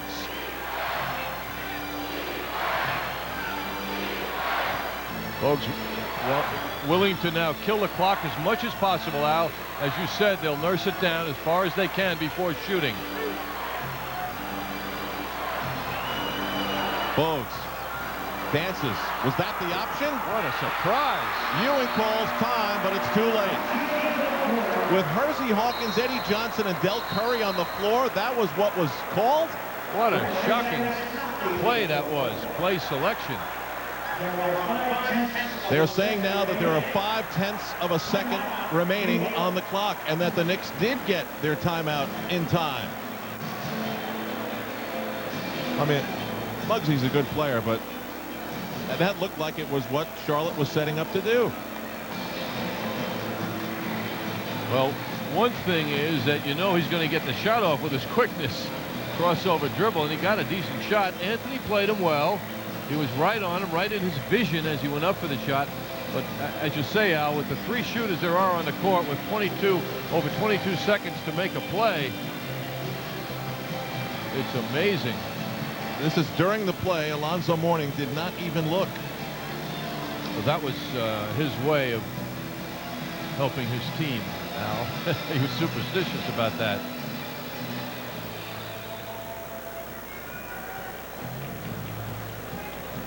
In the playoffs last year, that's right, Howie Singer makes a good point. Muggsy Bogues won game 3, had key shots, but I got to figure with the night of shooting that Eddie Johnson and Hersey Hawkins are having, that, and even Del Curry, who hit the big 3-pointer just moments ago. Well, it was a very creative call, we have to say that. Well, with 0.5 of a second to go, we are beyond the Trent Tucker rule. The Knicks can inbound and take a legitimate shot at it. Now, Rolando Blackman's got to be figured in the Knicks mix of who could take the shot. It's the Trent Tucker rule, allowing a player to get a shot off if it is 0.3 of a second or more. You can do that. Below that, it is judged based on Trent Tucker getting a shot off against the Bulls that won the game a couple of years ago. It is judged that there is not enough time for a player to receive the ball, and that is when the clock starts, and then execute a shot. So in the absence of a legitimate big man, Patrick Ewing, would be factored in, and you see the Charlotte Hornets with a foul to give, so they could just foul right away, and that would mean the Knicks would not be shooting as long as the foul was not committed in the act of shooting. Clock will start when the ball is touched from the inbound passer to someone. Ewing out high, runs down low. Starks and now Anthony. It's the alley-oop for Starks, and it's thrown out of bounds. That means Charlotte. Oh, they're saying the ball was tipped. The fourth quarter has come to a close. I didn't see anybody touch that ball, but the officials are saying someone did. Jake O'Donnell talking to Alan Bristow. So the 0.5 of a second, at least in the minds of the officials, did elapse. Good call, I think, John. I think John Starks did get a fingertip on that. So we're going to overtime with the score 110-110. Back to Madison Square, Cleveland, when they beat the Cavaliers by the score of 115-107. The Charlotte Hornets lost in overtime to Cleveland 127-115. So both of these teams have gone to overtime against the Cleveland Cavaliers. One of the encouraging things for the Hornets, Al, is that they have been a very poor road team this year. 4-10 coming in tonight on the road. They're 12-2 at home. So Alan Bristow's got to be very pleased with the effort that his team has put forth. This is a team that started off the season very strong, opened up at 8-4, then they had a 5-game losing streak, but now coming in tonight they've won 8 out of their last 11 and 4 out of their last 5.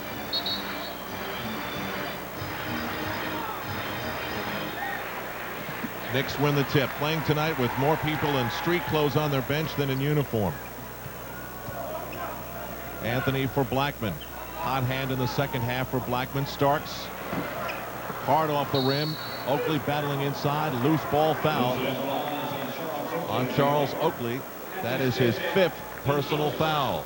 It has been a long time since John Starks has made a jump shot preceded by a lot of motion. John seems to be at best most effective of late anyway with shooting the jumpers flat-footed. Starks guarded by Hersey Hawkins. Kicks it out for Anthony. Rebound by Hawkins. Either team has scored with Bogues driving on Greg Anthony. Now Ewing pops out.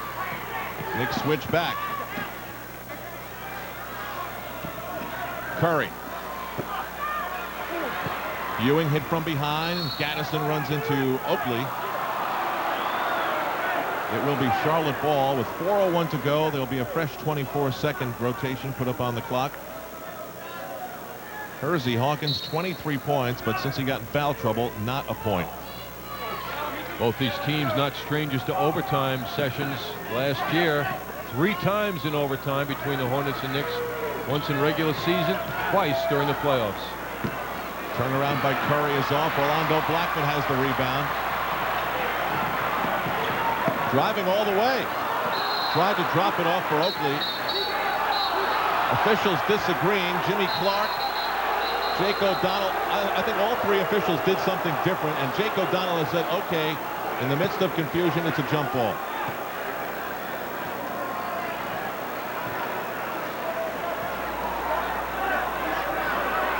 Blackman pushing the ball inside. And now they've changed it. Jake O'Donnell went from pointing to Charlotte to jump ball, but now it's going to be Charlotte's ball. And Pat Riley is livid, calling a timeout. Jimmy Clark over to explain it to him, but no explanation will satisfy Pat Riley now. 3:39 to go in overtime. 39 to go in overtime. The Hornets and Knicks locked up at 110. No scoring in overtime. This play a moment ago upset Pat Riley. There was definite confusion as to who this was off of. Blackman felt he got hit on the play, which is why that ball went in an errant direction from his perspective. Orlando on the drive. Tap from behind, which affected his shot attempt.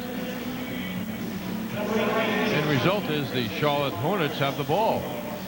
Well, Tuesday night it'll be the Orlando Magic, team closest to the Knicks in the Atlantic Division, right behind the Knicks, 3.5 games away, featuring their superstar Shaquille O'Neal. Hornets wind up with the ball. Over on the outside weave, it's Del Curry, guarded by Rolando Blackman. Eddie Johnson, let's go, and it's all net. What a quick release by Eddie Johnson, who now has 30 in the ball game. First points of the overtime for either team. It's a 2-point Hornet lead. Oakley gets the roll. Tied at 112.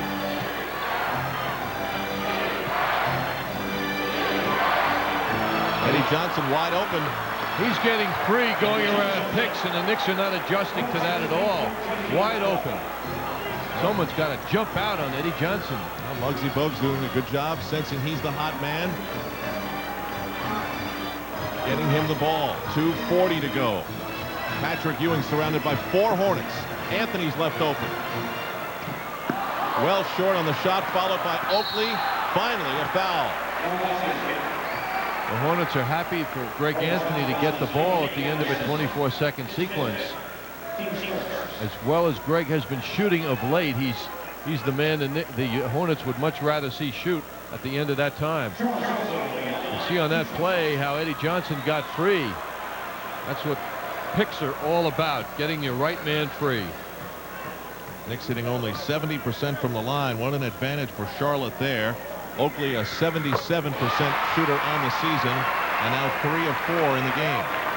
Well, when a game ends in an overtime situation with the teams finishing with the exact scores, and you look up and see your team has missed 7 foul shots, it really hurts. Oakley with a chance to tie. 114, 114.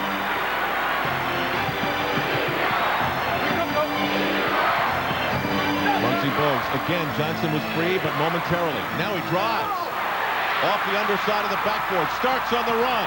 Sees Anthony. It's deflected out of bounds. Jake O'Donnell says, Hornet ball.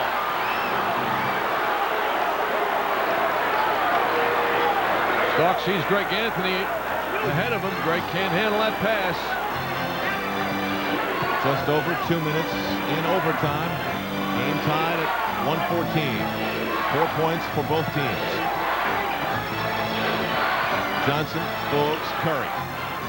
So many offensive threats for Charlotte. Kenny Gaddison gets Ewing up in the air and draws the foul. Boy, Patrick Ewing brought that big. It's the 3rd foul on Ewing. It means free throws for Kenny Gaddison. Patrick's instinct is always to block the shot. But you've got to be selective and careful when you leave the floor. Gaddison's only a 63% free throw shooter, has not been to the line tonight.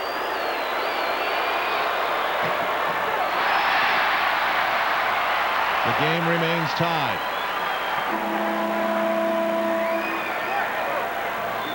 Ron Ellis checks back in for Eddie Johnson. Bit of a defensive switch for Alan Bristow. Johnson leads with 32 points. Most points the Knicks have given up this season, and it was that way at the end of regulation. Oh, and a horrible make by Gaddison. That one was way off. A break for the Knicks. Under 2 to go.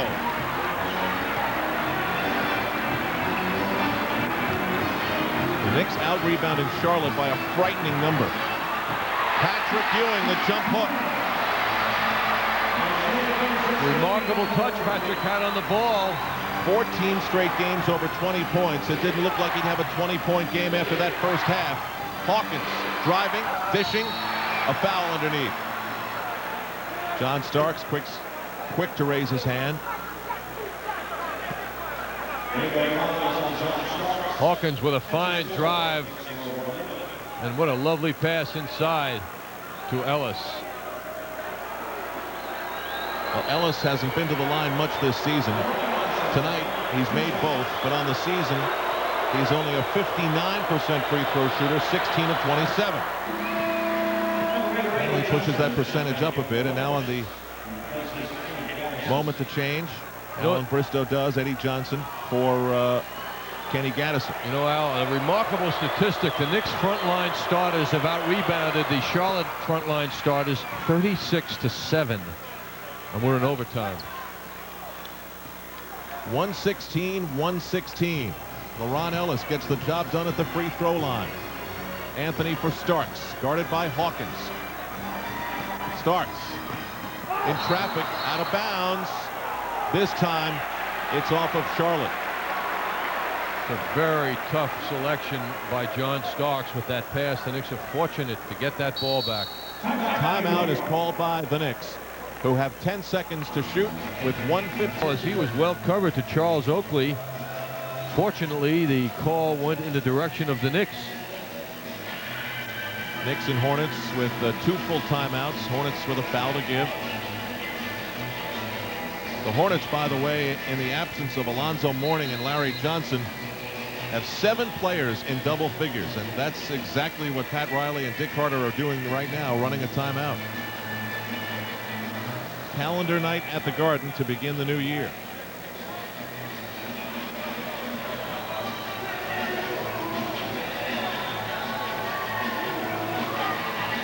Pat Riley sends out Oakley, Ewing, and 3 guards. Rolando Blackman, John Starks, and Greg Anthony. Eddie Johnson, the high man for Charlotte with 32, is out there. So's Del Curry. So's Hersey Hawkins. So's Muggsy Bogues and LaRon Ellis. Ewing is guarded by Eddie Johnson, who tangles up Ewing on the drive, is fouled. No basket. They call the offensive foul on Patrick Ewing in the mismatch that favored him all the way. Well, he's just backing Eddie Johnson away, using his power. Ewing's 4th foul. 1 minute to go in overtime. Johnson spinning on Oakley, met by 3 Knicks. Ellis is all alone and is fouled. The Knicks collapsed on Eddie Johnson, leaving LaRon Ellis alone. John Starks commits the foul. Amazing exchange by Eddie Johnson and Ellis, getting that ball inside. Amazing in that Eddie Johnson saw Ellis, and Ellis, with all the traffic, could get that pass in the air. Well, that's what 13 years in the NBA will get you. Eddie Johnson leaves. That was an assist and a half.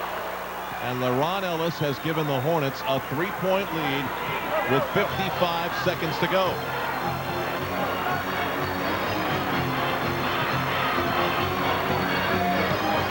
Blackman, Starks, looking for Ewing. Anthony hits the jumper. Greg Anthony makes it a 119-118 ball game. 30 seconds to go. Bogues looking for someone. This is a strange time for Alan Bristow not to have Eddie Johnson on the floor. Well, it should only take a good shot. They have the lead. Curry for Gaddison, and Kenny Gaddison hits it with 15.2 to go. The Knicks are down 3. First it was LaRon Ellis on the feed from Eddie Johnson. Then it was Kenny Gaddison. A couple of unlikely heroes for the Charlotte Hornets. You know, last year, Al, the first time the Charlotte Hornets came here to Madison Square Garden in December, the Knicks had a 9-game home winning streak. And the Charlotte Hornets snapped it in an overtime effort.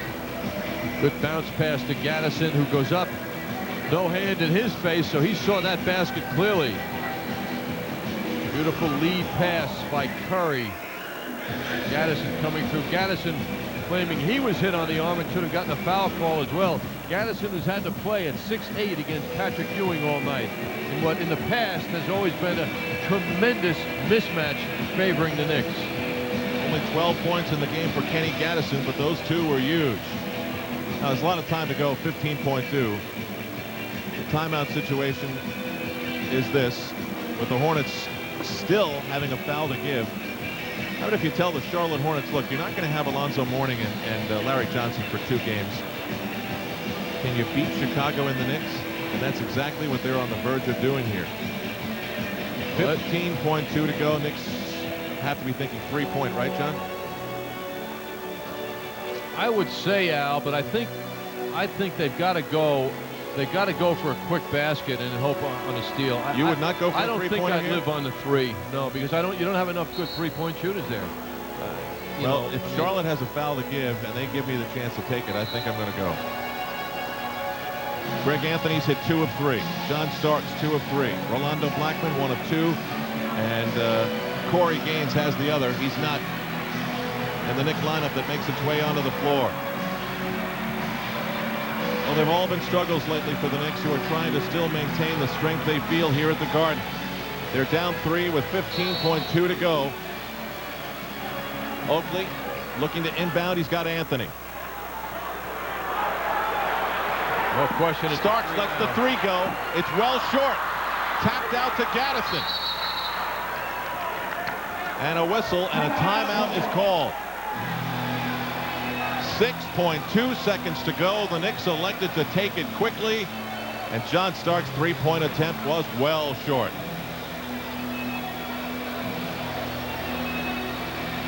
Has 31 points, shooting 12 for 23. Alonzo Mourning and David Wingate watched it and enjoyed it when they saw it wind up in the hands of Kenny Gaddison. Alonzo hoping to be in the lineup when the Knicks go down to Charlotte next Saturday night. Well, it just felt like one of those John Starks type moments, but the shot was well short. Timeout as Del Curry struggles to get the ball in bounds. So a little last-second twist here. Muggsy Bogues with a smile for Jim Clark.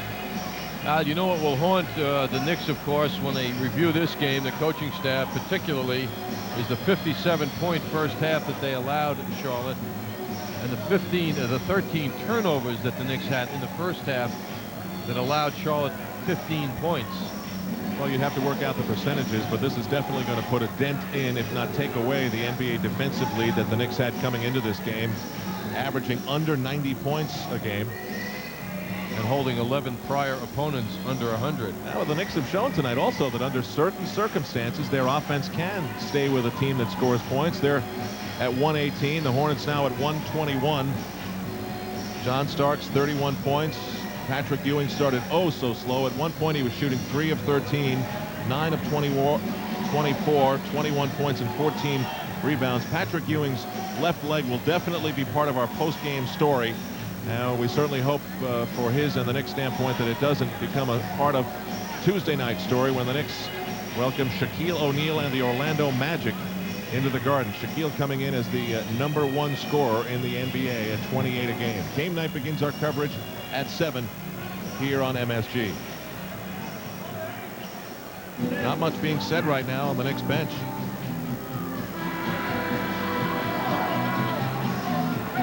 Muggsy Bogues, 12 points, 6 rebounds. 6 rebounds for him in a very effective second half.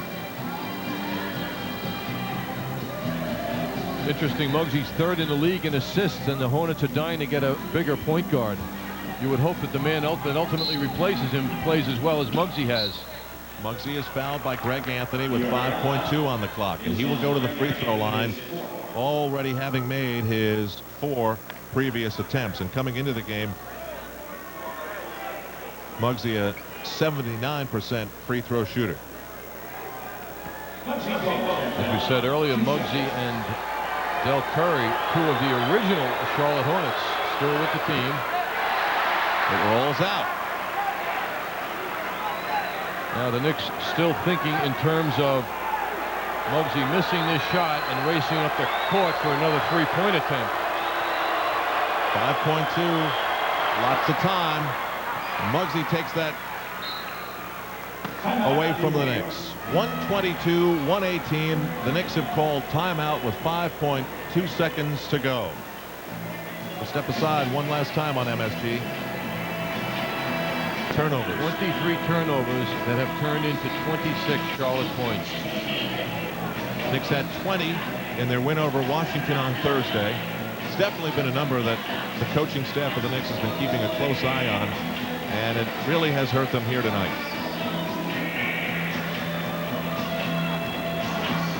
Well, even without all the star players, the Charlotte Hornets and the Knicks play each other tight. Knicks down 4. Starks inside for Ewing. They'll go for the easy 2. 2.1 to go. Why not with 16 seconds to go to do the same thing? Hersey Hawkins is hit by Starks and hit hard. Only 0.8 of a second remain.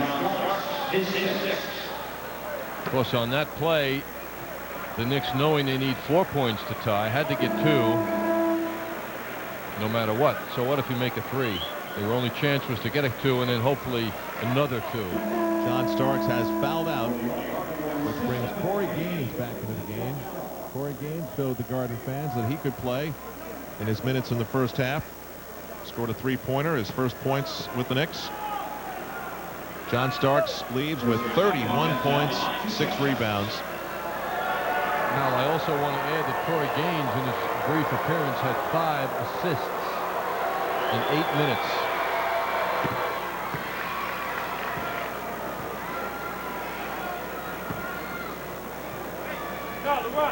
Hersey Hawkins putting the finishing touches on a 24-point night. That's his first point in a long time.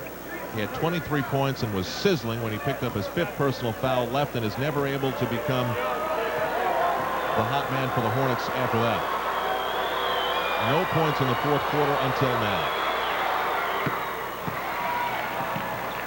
Charlotte with the 4-point lead and only 0.8 of a second to go. Rolando Blackman steps out for 3 and hits it.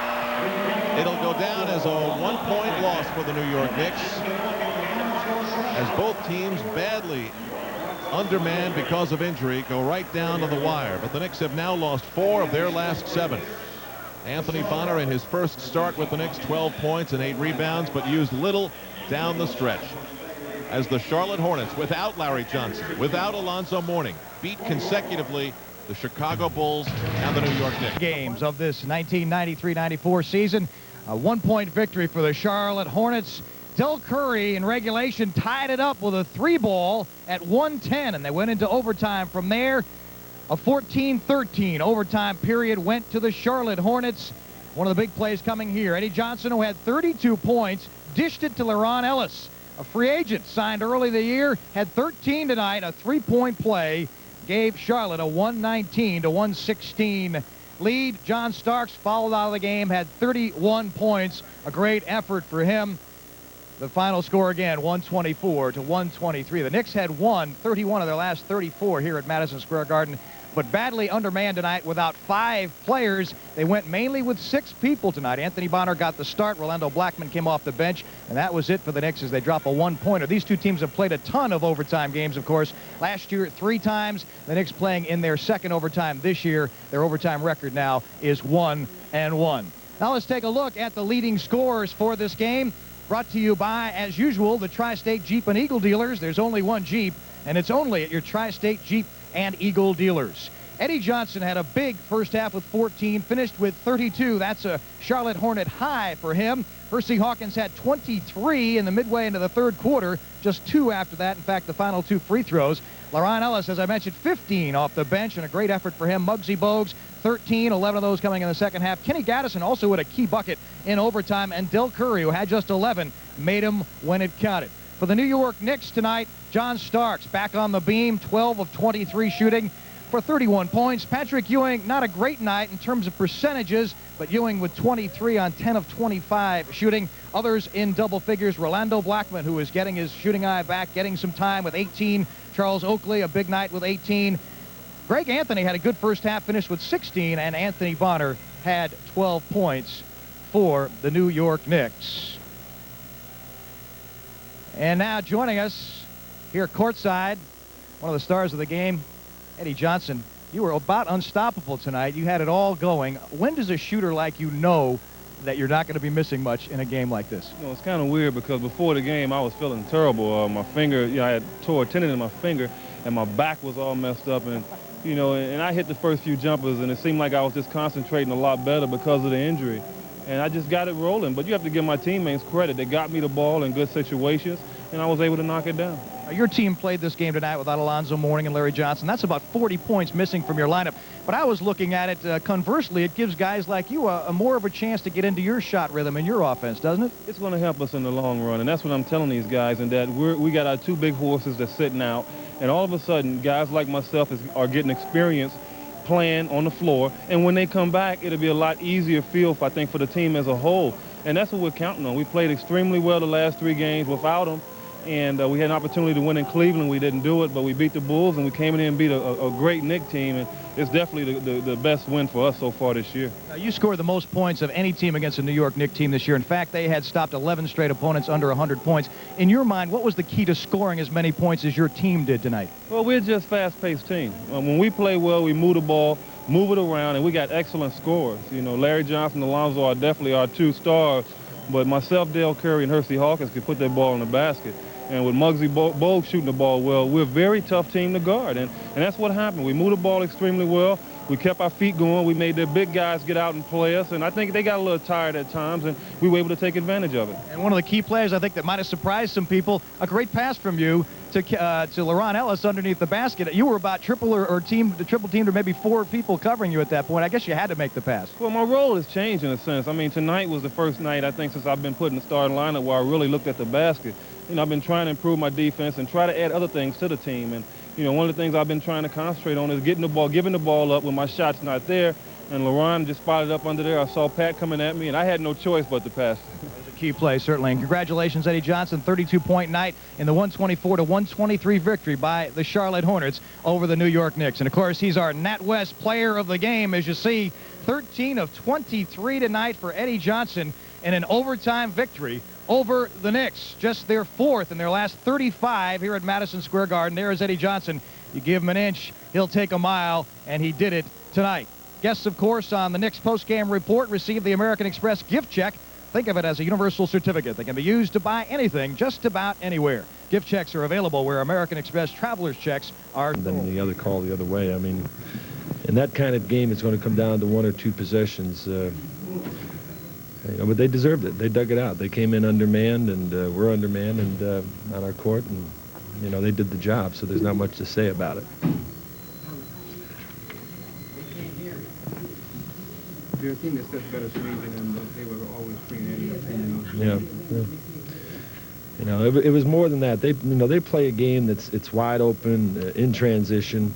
You know, they were looking right from the beginning of the game. Just, you know, they're taking any shot they could get. And they play that kind of game for 48 minutes, and then they'll disrupt you enough offensively to sort of get you caught up into that game. And you know, but they got 3 of the best perimeter shooters in Hawkins and Curry and Eddie. You know, in the game, it met up. You know, for one game, been somewhat of a disadvantage not to have 2 post-up players sort of clogging up the lane, but. You know, it was right to the wire, and it's very disappointing to lose it, but, you know, we played hard, they played hard, and they made the shots they had to make. Pat, with the turnovers, do you feel the biggest problem for the Knicks in the tonight? first half, especially, you know, 12, because they do play a frenetic double-teaming, every post-up, double-teaming, dribble-outs on post-ups. You know, we had 6 players to practice yesterday, you know, so we could not really run and work against what we had to work against either yesterday or today. And, you know, I don't think it's ever been quite like that. But I thought for the most part, you know, we dug it out. We're right there at the end. And we just came down to one real big play. Whether it was a charge or not, you know, gives you a little bit of relief there. Is Patrick hurt badly, do you think? Well, he's ailing a little bit. You know, he is. You know, he's got a hamstring that he's been trying to play with, and you know, so we just got to we have to deal with all of these ailments that we have right now. We just got to try to get our guys healthy as we can over the next couple of days.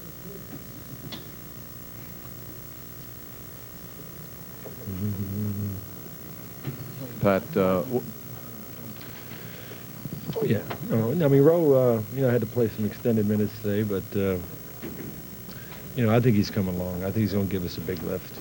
You said that earlier in the year. He wasn't playing at all. Yeah, no, he's made some, it isn't that Rowe has to make any strides. You know, he's a pro, and he knows what he has to do. He played Corey Gaines some of the first. Yeah, he looked pretty good. you know, he's feeling very comfortable, I think, right now. And, you know, as the game, you know, wore down, I just, you know, felt very comfortable with what we had out there. I didn't want to put him in that situation, you know, right now. I mean, how often would you say a star player gets off for that kind of charges and small At that particular time, knowing that he was going to be, you know, thinking about what we're going to run, knowing that he was going to be doubled in the post, I did not want a jumper. And we just wanted to isolate him on the side and get him to go to the basket, try to get a foul or, you know, against Ellis. You know, they switched out on that play. Oaks had a good screen, and Eddie had him. So, you know, he had the choice to shoot the ball or take it, and he put a strong move on him. So, I mean, it's a judgment call, you know. I mean, it's just a tough call because he made the basket, you know, and it went the other way. So you got to live with that. Well, you mentioned all the great shooters they got, Patrick. Ellis and Gaddison had the big shots. Yes, they did. Did you get the rotations that you wanted on those plays? Well, you know, they run random pick and rolls in every one of their passing game sets. And, you know, that is something we did work on today. But at that particular time, with Curry on the, you know, I mean, Hawkins on the weak side, you know, we did not step over quick enough to Gaddison. Gaddison hit some big shots, as did LaRon Ellis. LaRon, I thought, really hurt us with about 15 points, you know, and he made the big three-point play to sort of almost seal it for him. We just got to suck it up. That's all there is to it, you know. You know, it's that time of the year. Okay? Pat Riley and the press conference brought to you, as always, by Saturn, a different kind of company. Game is brought to you by Budweiser, fresh, pure, natural, proud to be your Bud. And the Bud dunk of the game, a spectacular one from John Starks, who went 53 minutes, played every second of the game. He blasted one down right there, two of his 31 points in a Knicks 124-123 defeat. And fresh from the Charlotte Hornets locker room, Michael Kay joins us.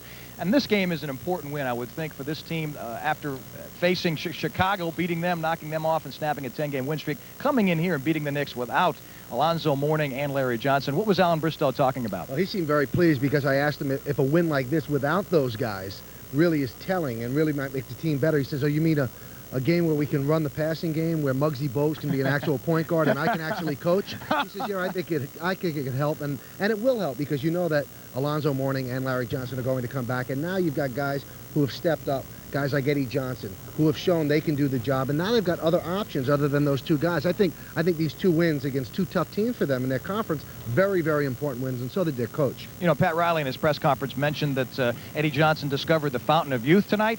He's a 13-year veteran. I'll tell you something. He looks like he's only been around 4 or 5 years. He was great tonight. Well, Alan Bristow called it a blast from the past. He said that Eddie Johnson looked like the old Eddie Johnson. He said, but games like this are significant because of the fact that Eddie Johnson now has accepted his role. He said if Eddie Johnson comes out one day and is 0 for 5 from the field, I'll sit him down. He might play only 10 minutes, but he can accept it because he knows that playing in this role right now with a team like this, he could play another 3-4 years despite being 33, 34 years old. So Eddie Johnson had a huge game today, and I know a lot of the Charlotte Hornets were joking on the bench about the great pass down on the other end, and they said, is that the first pass of the year? But he has like 1.1 assists per game, but none bigger than that one. That was a huge play, and veterans will give you that sort of play. You know, one of the problems tonight for the Knicks were the 23 turnovers. Were they careless, do you think, or was the Charlotte defense better than average? I think they were careless because Charlotte doesn't play great defense. That's not a staple of theirs. They like to run the ball, get back, and try to get the ball back as soon as possible.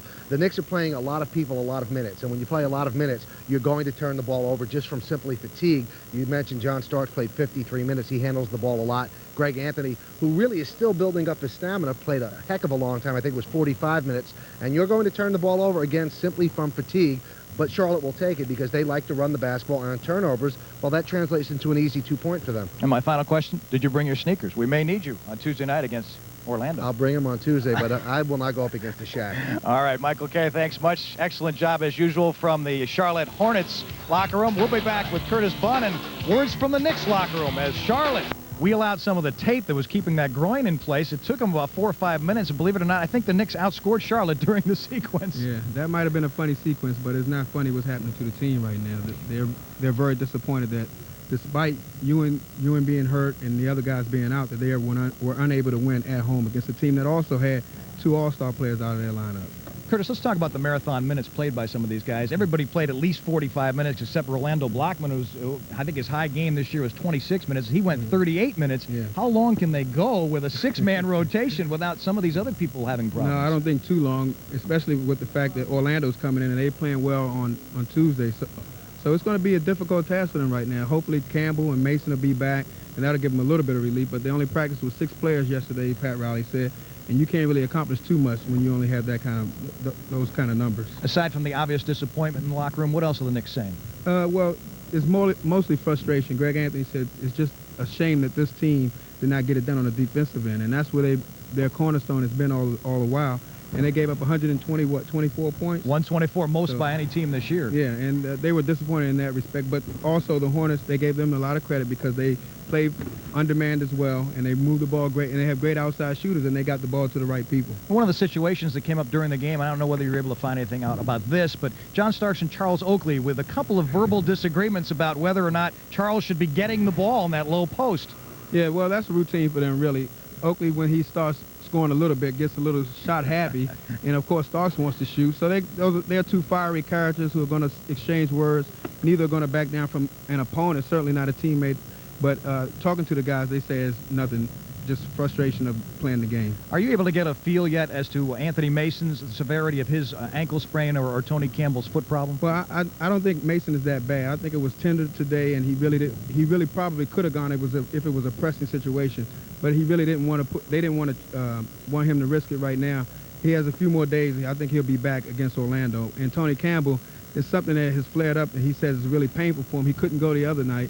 So I don't know about him. So Anthony Mason should be in the lineup Tuesday, you think? I think so. And he's a guy who wants to gut it out, and he knows that the team is undermanned. He's going to be out there, I'm pretty sure. All right, that should give Pat Riley at least 7 able-bodied players in uniform, unless, of course, you'd like to bring a uniform out. Well, I've been asked to come out, but I like my job right now. I wouldn't want to guard you. All right, Curtis Bunn, thanks much. Another super job from the Knicks locker room.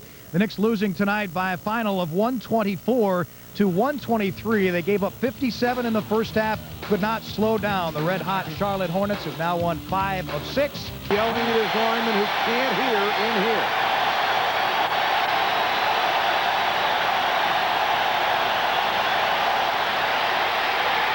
Esiason throwing for the end zone, throws it away. This is after the fumble. Take a look at what happened on the sideline with Kevin Gilbride and Buddy Ryan. There's Buddy Ryan. There's Kevin Gilbride. That's Buddy Ryan taking a swing at Kevin Gilbride. Now, that's hard to believe. That's baloney. I mean, it's just hogwash. I mean, Kevin Gilbride shouldn't have to take that. And Buddy Ryan, if he wants to be a head coach, wait till he gets a job somewhere. You're not the head coach of the Houston Oilers. Do your job and coach your side. You can't even justify it under those circumstances. He's a heck of a coach. Just acts like a jerk sometimes. Boomer with a pump fake over the middle, incomplete.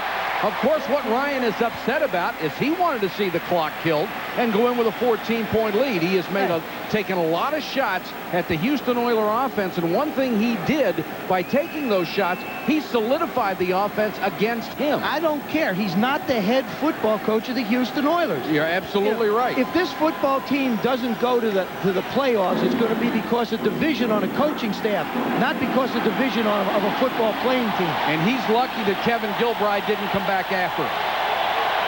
I think he did. He just got stopped. Unbelievable. And you're up 14-0.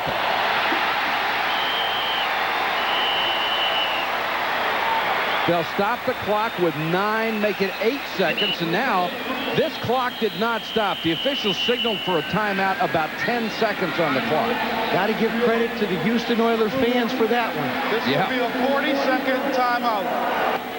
The Houston Oilers fans caused that problem. Boomer Esiason having a terrible time trying to communicate his signals. He sees the blitz coming. He's trying to get away from the center in a hurry. His center's trying to pick up and block for him. That's the problem that this defense causes. Let's go back after the fumble play and show you what happened again on the Houston sideline. You will see Kevin Gilbride, the offensive coordinator, coming in from the right. Obviously, something had been said, and now Gilbride being restrained, going after Buddy, who threw the punch. I'll tell you one. Unbelievable. You know where you don't want to be? when you walk into that Houston Oilers locker room. Instead of concentrating on winning a football game, the players are going to have to get with the coaches and keep the coaches apart. This will be a 37-yard field goal attempt from Terry Blanchard, who missed 3 a week ago when they could have upset Buffalo.